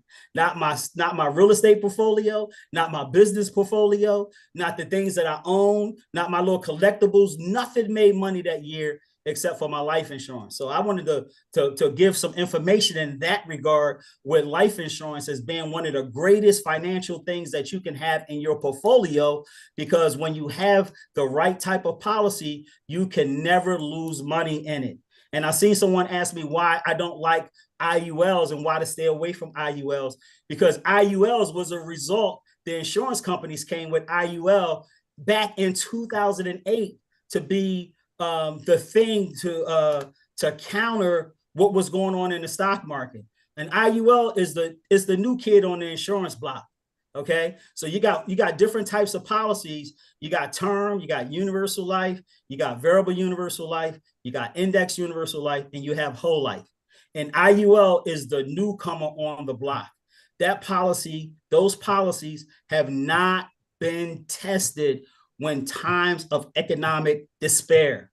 So when you look at insurance has been around for over a long period of time, over 100 years. These companies that's been here and that's been producing on and giving money and exchanging money for you when you have these contracts. And life IULs have not been tested yet. It's going to get tested this year when the market is going to, if the market keeps being on the road that it's on right now, it's going to be a most different story. But the second thing is that most of the people that have these IUL policies, when I look at them and when the ones that I've been looking at, they're underfunded and they're going to run out of money before the people die. And that's not what life insurance is supposed to be for. So that's why I don't sell those types of policies for the most part. There's some specific strategies that you can use IUL, but for 95% of the times that we as Black folks use them for, and when we're using them for wealth building, which I teach my clients to utilize and leverage their life insurance to go buy stocks and buy real estate and start a business or fund a business or pay for college, you need predictability and money that's going to be there when you need it, not something that's going to be speculative. That's not something that's can possibly be there. So that's why I'm not a big advocate of that type of policy for what people are trying to utilize them for, because oftentimes they're not funded properly. Second of all, if you understand how those policies work, and Fred, if you want me to take a couple of minutes to really explain how this life insurance thing works, I would really, I'll be glad to do that as well. But those things are not positioned for you to financially win. Most cases it's set up for the life insurance companies to win, because it's a big component of IUL that you can never own, that grows and increases and costs every single year in the life insurance component. So if you're 49 years old, your insurance cost is going to be one thing. But when you're 50 years old, your insurance cost is going to get higher. When you're 51 years old, your insurance cost is going to get higher again. When you're 52 years old, and so forth and so on. And then you're banking, you're gambling, you're shooting dice on the corner, hoping that the index is going to make money that year to offset the cost internally that the insurance company is going to charge on those policies. And it's not been tested. It's not been tested. When you have insurance, insurance companies have made their mark and built their industry on two things about managing risk. There is no other entity in the world that manages risk better than a life insurance company. That's why they can make money every year. And the second thing is they're built on predictability. And rich folks and wealthy folks love predictability, knowing that their money is safe, is growing, is liquid, and that they're going to earn a certain percentage every single year, no matter what is going on in the economy. That's the kind of conversation when we're talking about life insurance. We got to make sure that our life insurance is structured with predictability so that we know, as what Damon Wayans would say, to quote the great Damon Wayans, I'm making more money, more money, more money in my policy every year. There's no guesswork. There's no what if. Let me break this down, this insurance conversation down, so everybody knows what life insurance is and how it's set up. I'm going to use an analogy because everybody understands real estate, right? Everybody here understands real estate. Everybody in here, if you know what an apartment and a trailer home and a home is, put a 1 in the comment section. If you know what real estate, apartment, a trailer home and a home is, if you could put a 1 in the comments section, so I know who I'm talking to, the right people, and they understand real estate as it relates to an apartment, a trailer home, and a home. Okay, we got some ones in here, so people know what the apartments are. So in life insurance terms, an apartment is like term insurance. So when you got an apartment, you know you got a landlord, you know that you in that apartment for a period of time. That's term insurance. You don't have no ownership when you have an apartment. You can't own the apartment you live in, right? So just like insurance, the life insurance is term insurance. That's an apartment. The insurance company will let you have a policy in increments of 1 year, 10 year, 15 years, 20 years. You have some companies that'll do 30 years. So they will rent you the insurance for that period of time. When that period of time is over, you have to go through a requalification process. Like you got to get your application back in. You got to make sure, you know, and you got everything in place again for that insurance company to give you that term policy again. And if they give you that term policy again, it's going to be at a higher cost because now you're older. So that's term insurance. And then you have universal life. Everybody's clear what term insurance is. Term insurance is it's like renting an apartment. You get no ownership, you get no benefits. The only benefit you get with life insurance and with term insurance is if you lay down and take your final breath. Or as the black folks say, you go be with Jesus. That's the only time that the life insurance company is going to pay. Now, then you have universal life, index universal life, and variable universal life. That's like having a trailer home. Everybody know what the trailer home is? You know the trailer home where you rent the land, you can go and buy your trailer, but you got to rent the land that the trailer sits on. You can never truly own a trailer home because every year you have an answer to a landlord. And a landlord has his own sets of fees and costs that they're going to pass on to you that for you having your trailer home on his land. Now, you can pay your trailer off, but you can never pay the land costs off.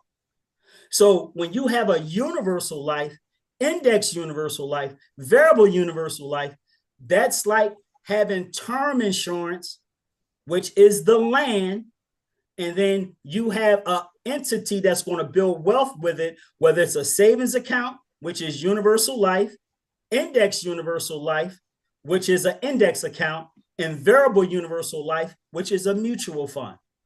And you assume all of the risk when you have those different entities. And then you have a whole life.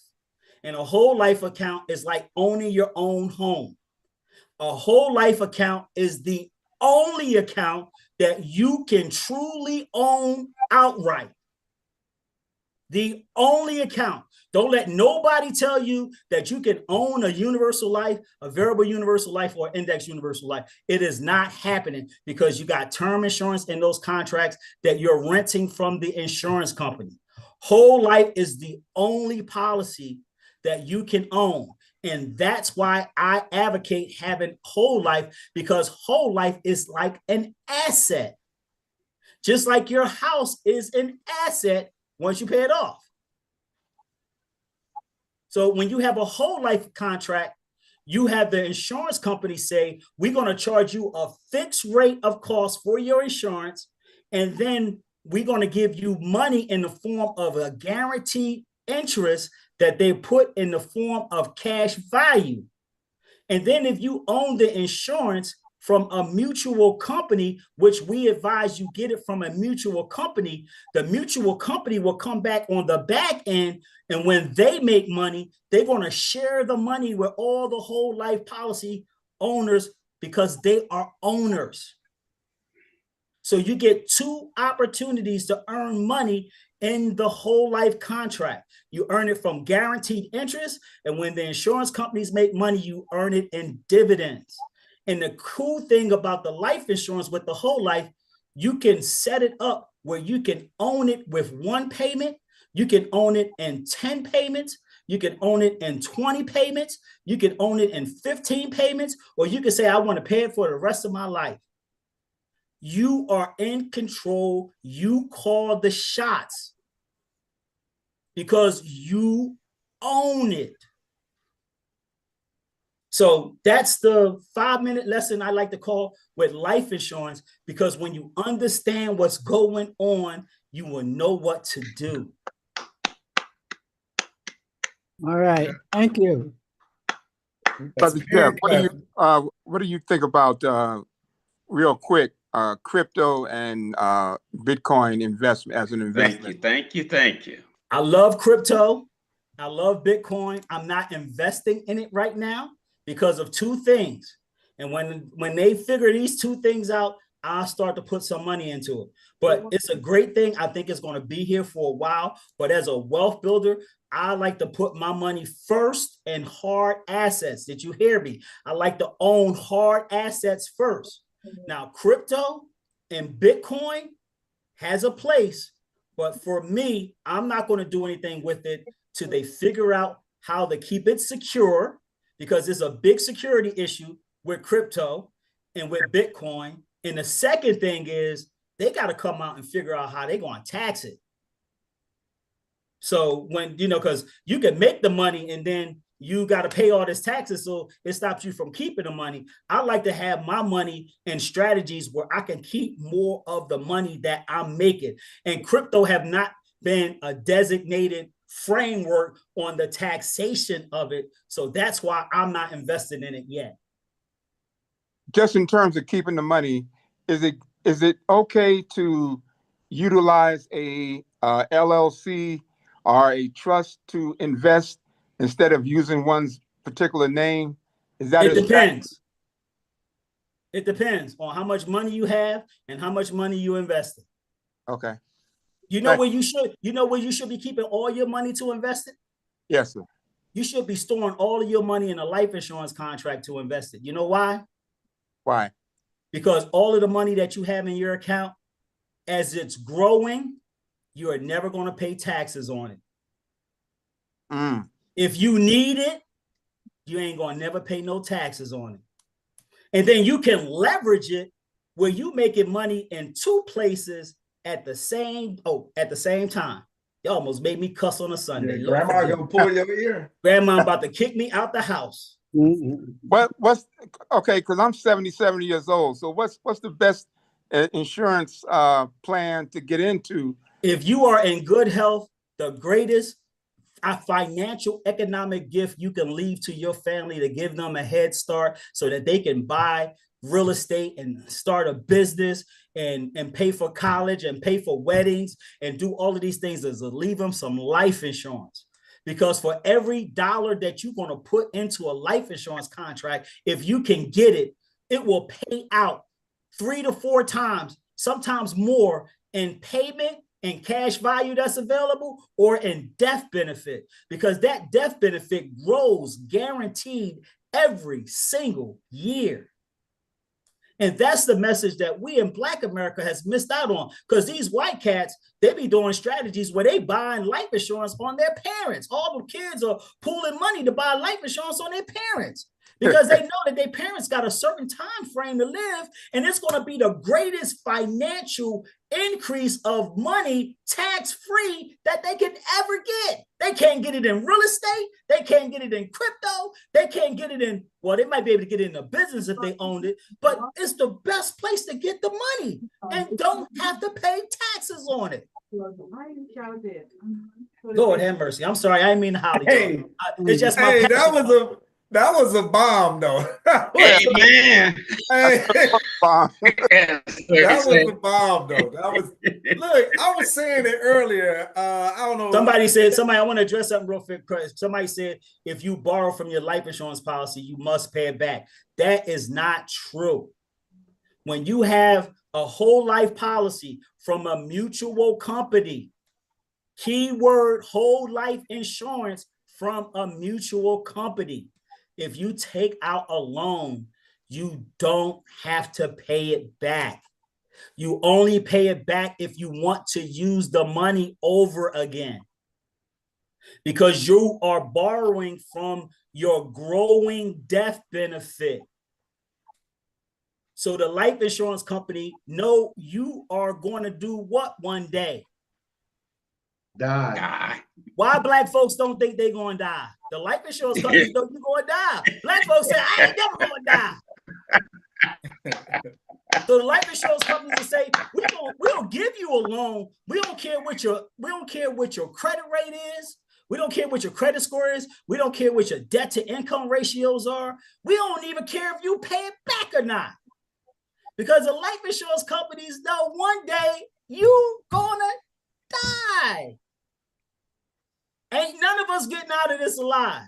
I don't care how pretty you are. I don't care how smart you are. I don't care how much money you got. We all got a date with Jesus. I don't care how Black you are. You out of here. You sure is. Hey, brother, you don't got no financial platform. You make sure you leave your number with us. So I've been putting this info in the comments. I guess we might have been missing it. I haven't gotten any info. All right, so look down in the comments. It's morestrategy.com. So MOORE strategy.com. Oh, I don't have the comments. I don't have that section this week. Okay, so if you're taking notes, it's more MOORE strategy.com.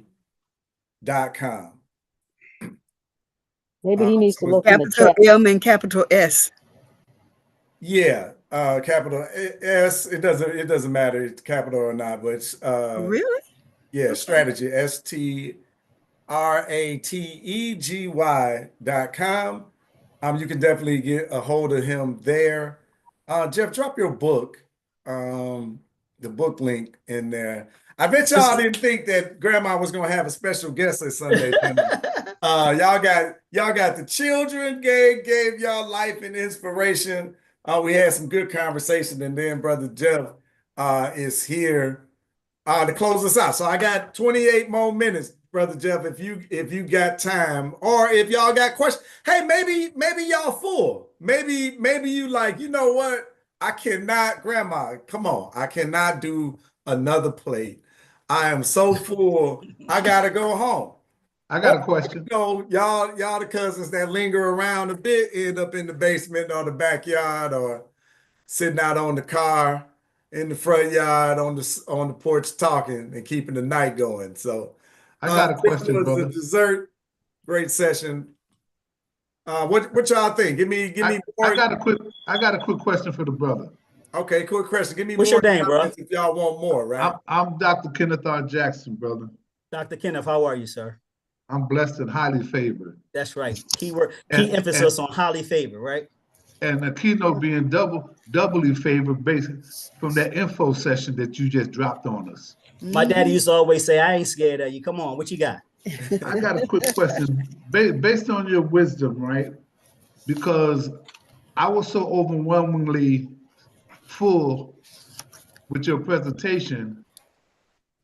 What do you think from a brother, a financial advisor perspective, what you just dropped,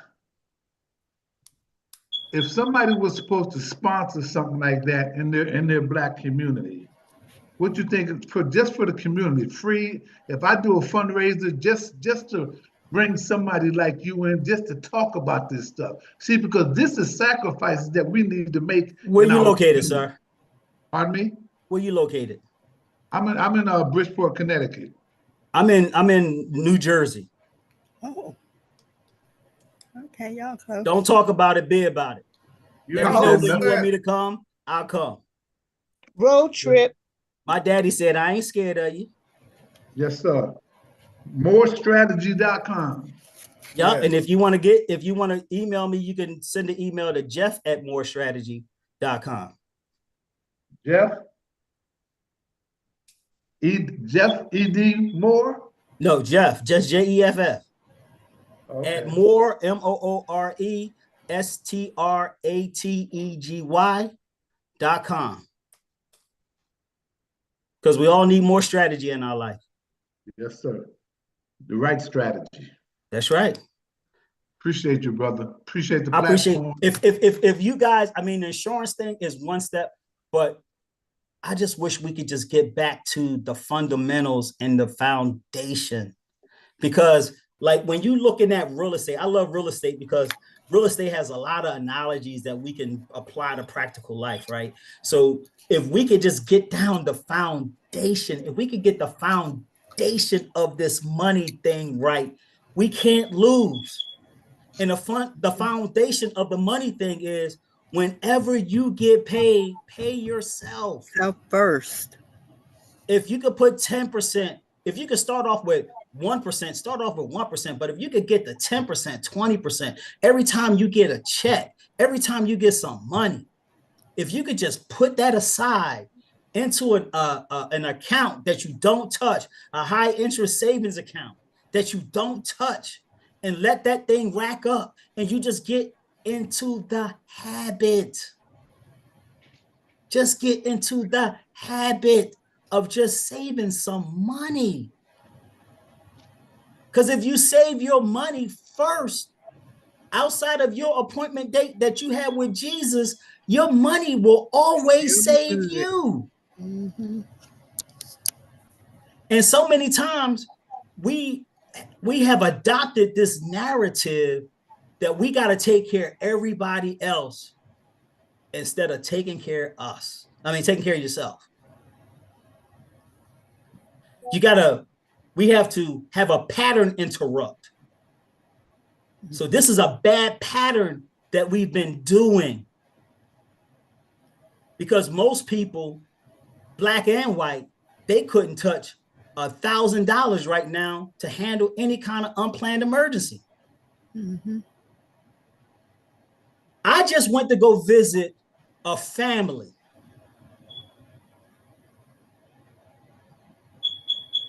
And when I went to the family's house, they had a nice big Lexus. They had a big fat Range Rover. The crib was impeccable. I thought I walked into the Ritz-Carlton or someplace like that. The house was dope. I was going through a financial questionnaire. These folks was making collectively, husband and wife, almost $300,000. They didn't have enough money to handle $1,000. They wasn't $1,000 liquid. The only money they had was in their 401k account. And painfully, I had to tell them that I can't help them. Mm-hmm. And it pained me that we have a lot of us that are in situations like that, and we ain't got no money. We got the lifestyle, but we ain't got the money. We got Birkin bag pocketbooks, but we don't have $100 in cash in it. Mm-hmm. Mm-hmm. Mm-hmm. Wow. But you know what? You talk about grandma. Grandma always has some money, right? Grandma always has some money. Stashed away in the cookie jar. She had it in a can. She had it under her left breast. She had it somewhere. Old Mason canning jar up under the floorboard in the kitchen. So why we ain't got no, as a people, why we ain't got no money? Why we ain't got no money if an unplanned emergency happened? Been there, done that. I'm guilty. We gotta. That's the narrative that we gotta stop. And the first thing it starts before we talk about any wealth building kind of stuff is to change the financial habits. And the first thing is start with saving money first before you spend. You do that for 3 months, 6 months, a year. Watch how your money confidence start to increase. Your swagger be a little bit different. You could go in and have a conversation about getting some real estate and not be faking the phone, wasting people time, getting all these investment strategies, and you ain't got no money. And you know, one thing that was really sad when they pushed the anti-tobacco movement, when we stopped buying them packs of Newport cigarettes, did we put in a jar every day the cost of that pack of Newports that we were no longer buying? Or did we do it even once a week? We didn't. And nobody taught us that that should be something that we should have really been focused. It's a new day now because they taught us how to read. Oh, now that's the scary part. That's why they try to take it away from you now. They try to take all your history and everything. They say you black folks, y'all learn too much now. But we're gonna get it right. We're gonna change this whole narrative around, because once we start to get the financial power back, it's gonna change the dynamics of everything. Well, that's what your administration is afraid of now. They know that we learn fast. It might take us to have to put your hands on it to understand it. But once we get it, we got it. This administration is afraid that if we get this money thing right, we're gonna take them out, because we do everything better than they do. Yes, indeed. We do everything better than they do. Once we learn what they do, and we do everything better than they do. They told us that we couldn't do hockey. You got brothers right now in hockey right now dominating. They said the brothers couldn't do nothing in MMA. We over there dominating in MMA right now. So that's why they don't want you to learn this money thing, because if they keep you dumb with money, they can keep taking advantage of your money. Under control. That's right. And the scary thing about what happened with the stock market the other day, a bunch of us that are retired from financial printing, we were, talking among each other, and we knew exactly what they were going to do, sell high, buy low. And the scariest thing about it is, for years, they've been trying to get Social Security, because Social Security would shore up the stock market. And so I'm afraid that's what they're going to, see what happened with the stock market? They're not going to get rid of Social Security. That's not the play. But that's the play is the privatizing. They're not going to do it. Exactly. They've been trying to do that for years. Mm-hmm. And so that's the whole thing is the people that's sitting and just following the leader, they might not get that at all. They're going to try it. But what I've learned in my studies, and what I've learned in my research, and what I'm preaching and teaching, and what's in my book right now, I've learned where they put all their money. They don't rely on Social Security or 401k. Exactly. They don't care about that stuff. Their money is in real estate, business ownership, business funding, stock market. That's where their money is. Yeah. Money is in 3 areas. Some of them playing right now in crypto and Bitcoin, but for the most part, that's where their money is in. Hard asset. And what's killing a lot of those companies, if you get a chance, try to look up executive compensation on some of these. I used to file stuff for the SEC. The amount of money, and a lot of people don't understand, that's why Obama had to bail the banks out and stuff, because a lot of those executive compensations, the old ones, I've been retired 8 years now, they had stuff in there. Okay, if I'm made to leave the company other than voluntarily, I would still receive this for yada yada amounts of time.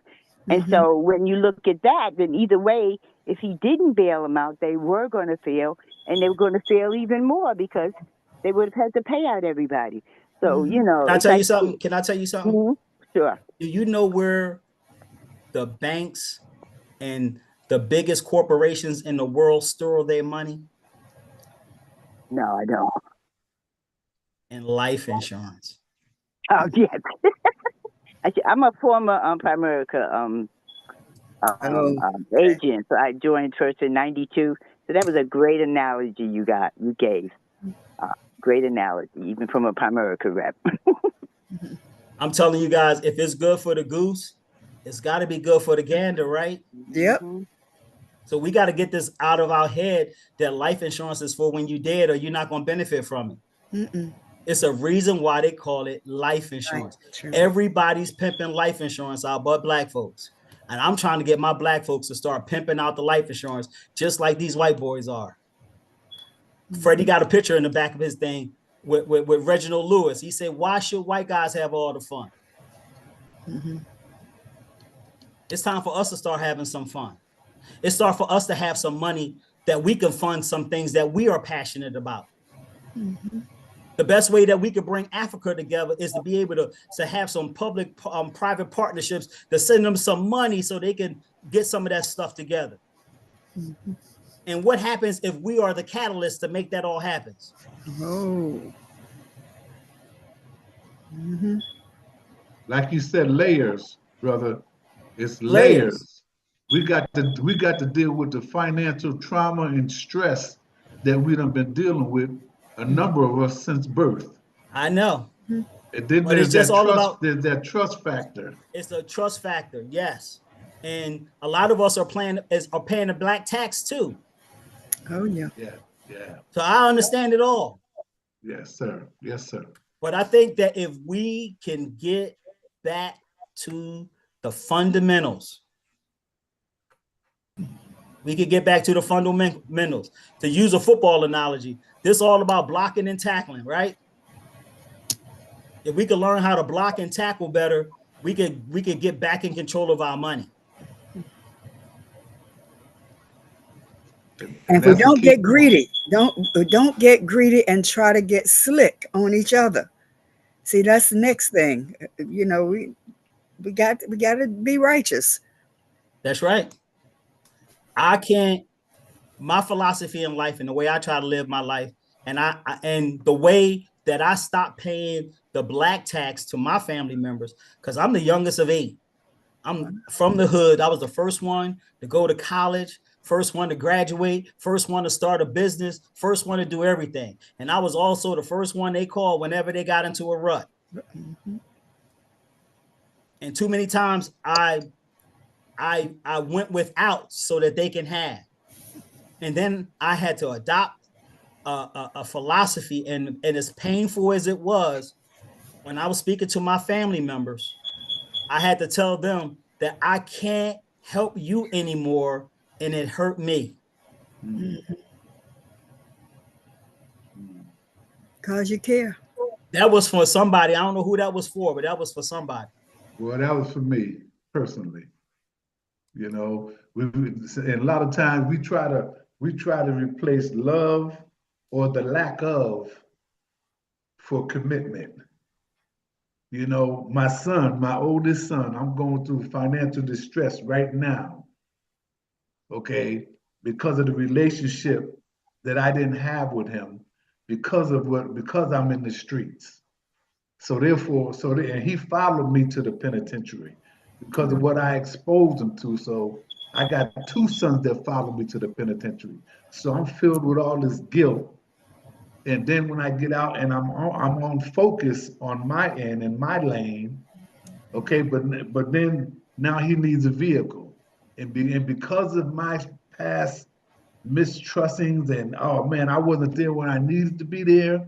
Now all of a sudden, my old ass, I want to be there, and and co-sign for a vehicle, and that was such a big mistake, you know. And I'm a homeowner, you know, and things like that, and that affected my mortgage, and you know, so there's a lot psychologically that we need to deal with first and foremost. Yep. Before we could become financially astute. Yep. You know, I'm putting the book together now. My first 2 chapters is financial psychology and financial healing.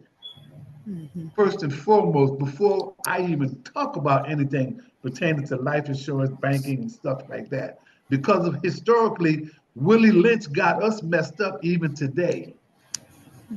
You know, so historically, I had to get some things in order and break down some things.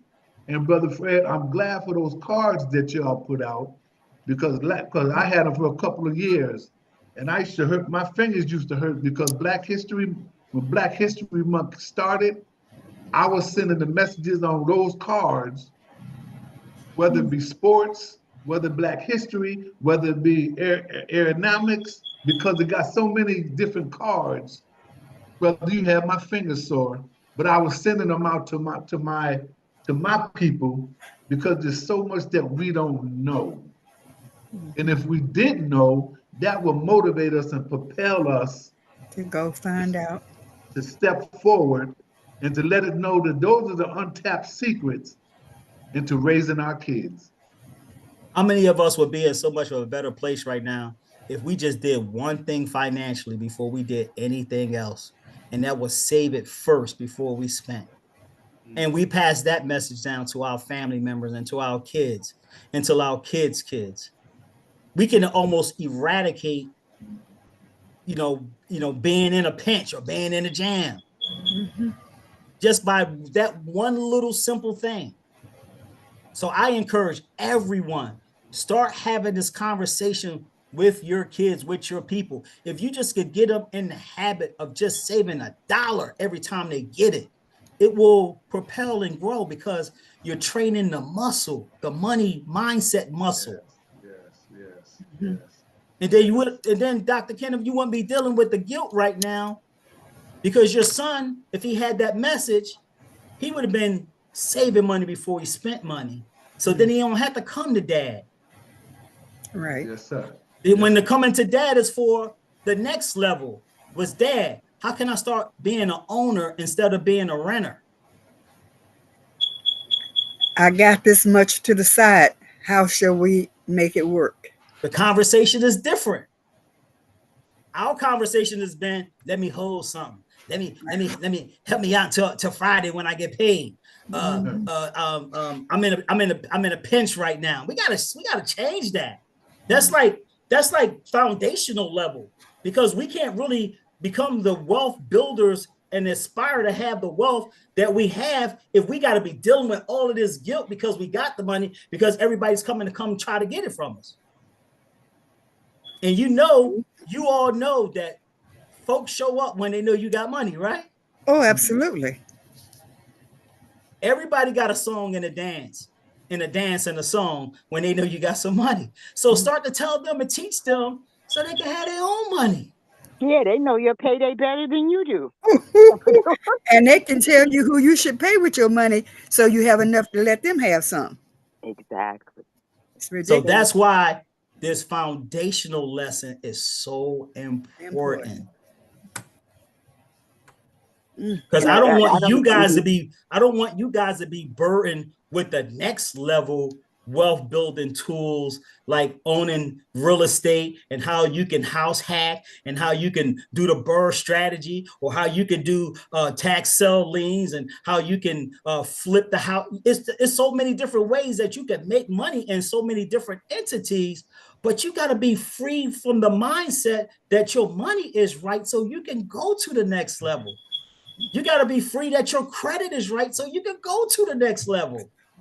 All right, brother. I got it. We got to shut down at the top of the hour.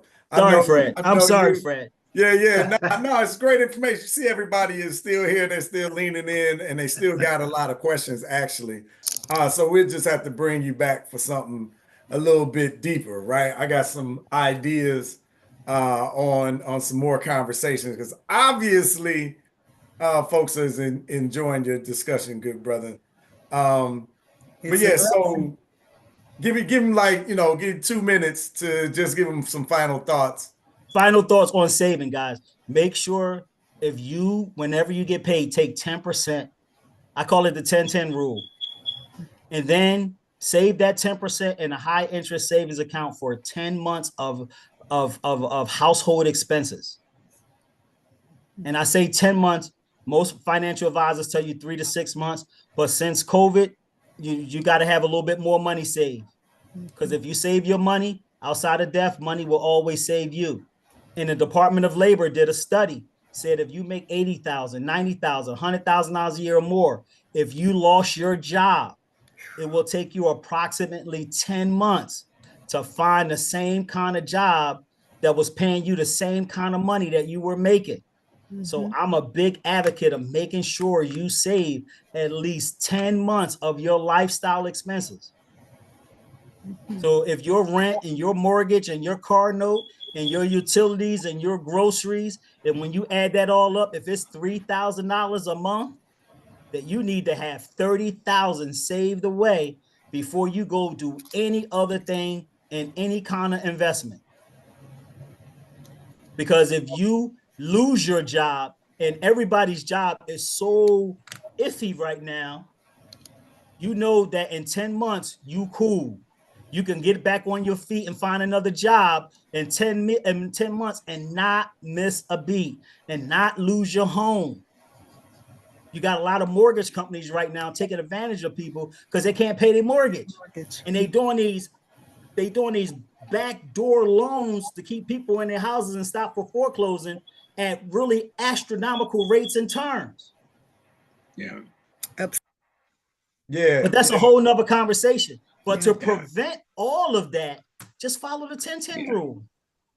10 months, 10%, pay whenever you get some money, any kind of money.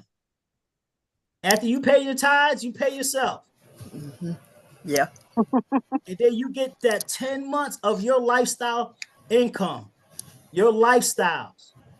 Whatever you add that up, you should be adding up whatever your monthly costs are. So you know them, know your numbers, know your financial numbers, and then plan for it. Make sure you got that money stashed away so that nothing could come and happen that can break up your financial foundation.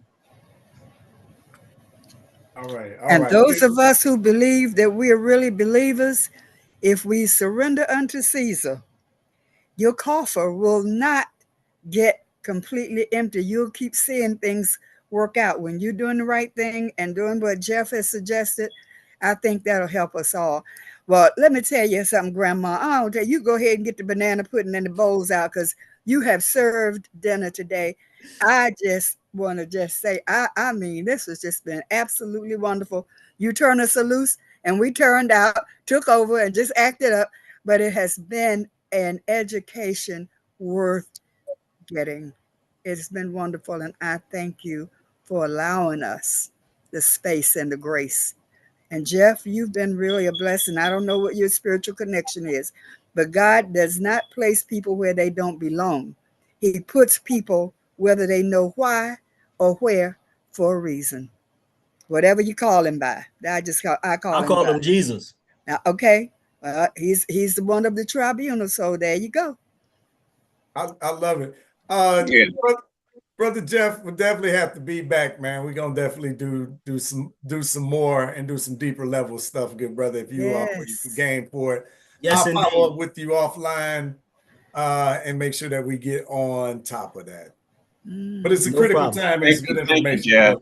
No problem. Thank you so much. And I know you Thank always you, lay it brother. down, Thank you, brother. Thank you, brother. Yo, thank you for the opportunity to be of service, man. I don't take this lightly. Fred, thank you for allowing me to speak to your audience. You know, I'm so passionate about us getting this right information because I'm a true believer that if we get this part together, like everything in our lives will be better. All in place. True I love soldier. it. I love True it. soldier. And I'm going to leave right now, so I don't talk no more. God bless you all. God wants you blessed. Peace and blessings, brother. Hey, Grace and thank mercy, you. everyone. Thanks, Fred. Yeah, that was good. Definitely good, right? Good This was the information. winner. It's been a full day, right? It's been a lot. It's been a lot. It's crazy how All right.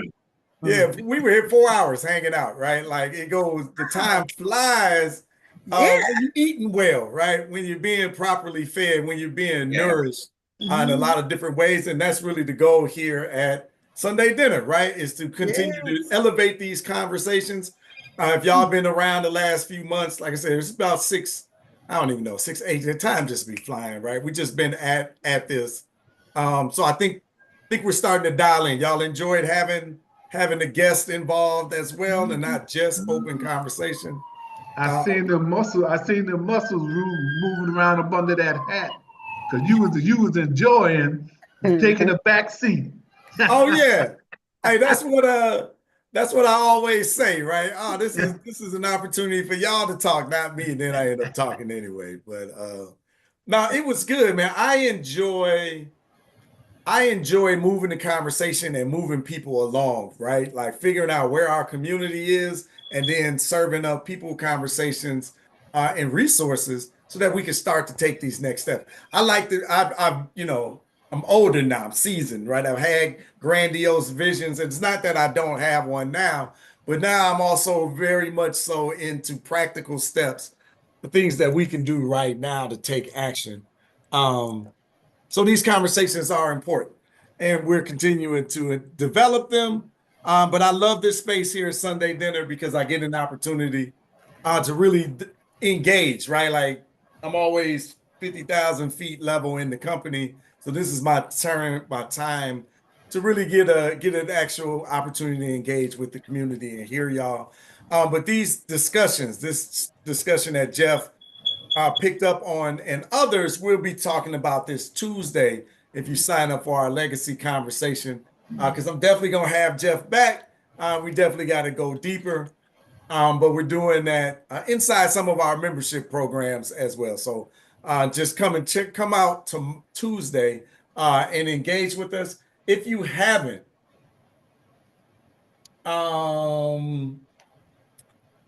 where is it? There we go. So if you haven't, we have our own social network.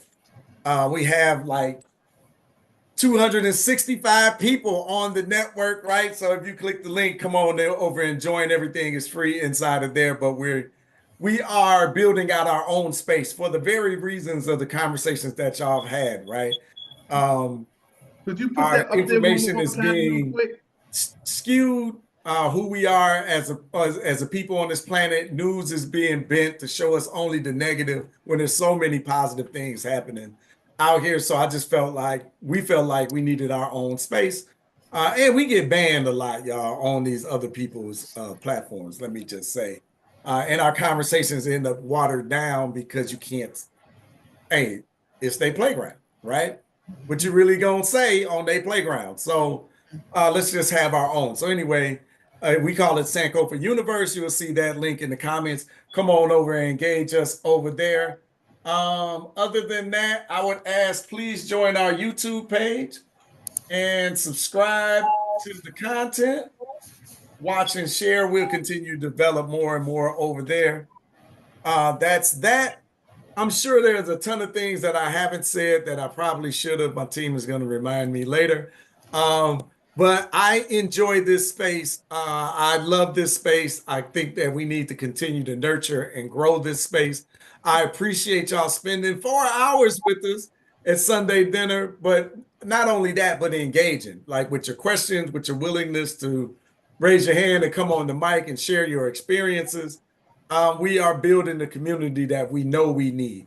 We need these opportunities to exhale. We need these opportunities to learn, right? To be exposed to things that maybe you didn't even know you should know, right? We don't know what we don't know, but Right. it's not a lot of spaces that a lot of us have. Let's put it that way. Some of us are fortunate to have spaces to be vulnerable, to learn, to grow, to share what we know, to build one another, to be supportive. Other spaces are important, right? And I think that we can utilize technology to connect more of us to do just this, right? And then continue to build and grow together. So we call this Sunday dinner. So hopefully you've got you a to-go plate. Hopefully you got you some marching orders, some notes, some things that you're like, hey, you know what? I'm going to take that a little bit further. Or I'm going to contact Brother Jeff, morestrategies.com to check him out.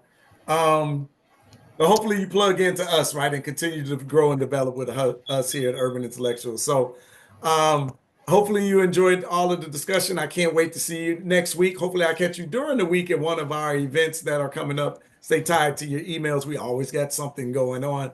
But I appreciate y'all for being here. Hopefully you'll show up next week and we continue to grow and engage. So until next time, good people, love, peace, and power to the people. Have a good night, everybody. I love it. I love it. Yeah, let me know your thoughts. You can just unmute. That'll be cool. Like I'm always, just are the people feeling it, right? Are we good? We in there? What we need to improve? I don't know. That's kind of hard in the moment, especially if it's your first time. Man, It this was is my amazing. As a time, first and I'm timer, motivated. it was amazing. I love it. Yeah, it was. As a I'm long timer, motivated. amazing. Woo! I'm full. I'm real full. Yes. Thank you. I love it. I love it, man. I appreciate it. Oh, go ahead. I'm sorry. My plate's so full, I got enough on my plate to scrape off into somebody else's plate. Yes. That's what it's all about. Yeah. That's right. That's right. Yeah, Because my man. plate is a platter. I love to hear. I love to hear. Well, I'm glad y'all enjoyed. This is definitely always a good way to kick my week off. So, all right, we're armor up and get y'all some rest. We got Tuesday. Oh, yes. I'll see you Tuesday. Excellent. Come on, Rosalind. Keep me on it, right? All right. Make sure y'all come out Tuesday. We'll definitely have another good discussion. Thanks for bringing Jeff on for the dessert. Yeah. Look out for that well, this episode probably be about a week or two before it drops, but we'll see. We'll just check your email, and we always got something coming out. So I appreciate y'all being here. So y'all have a good night.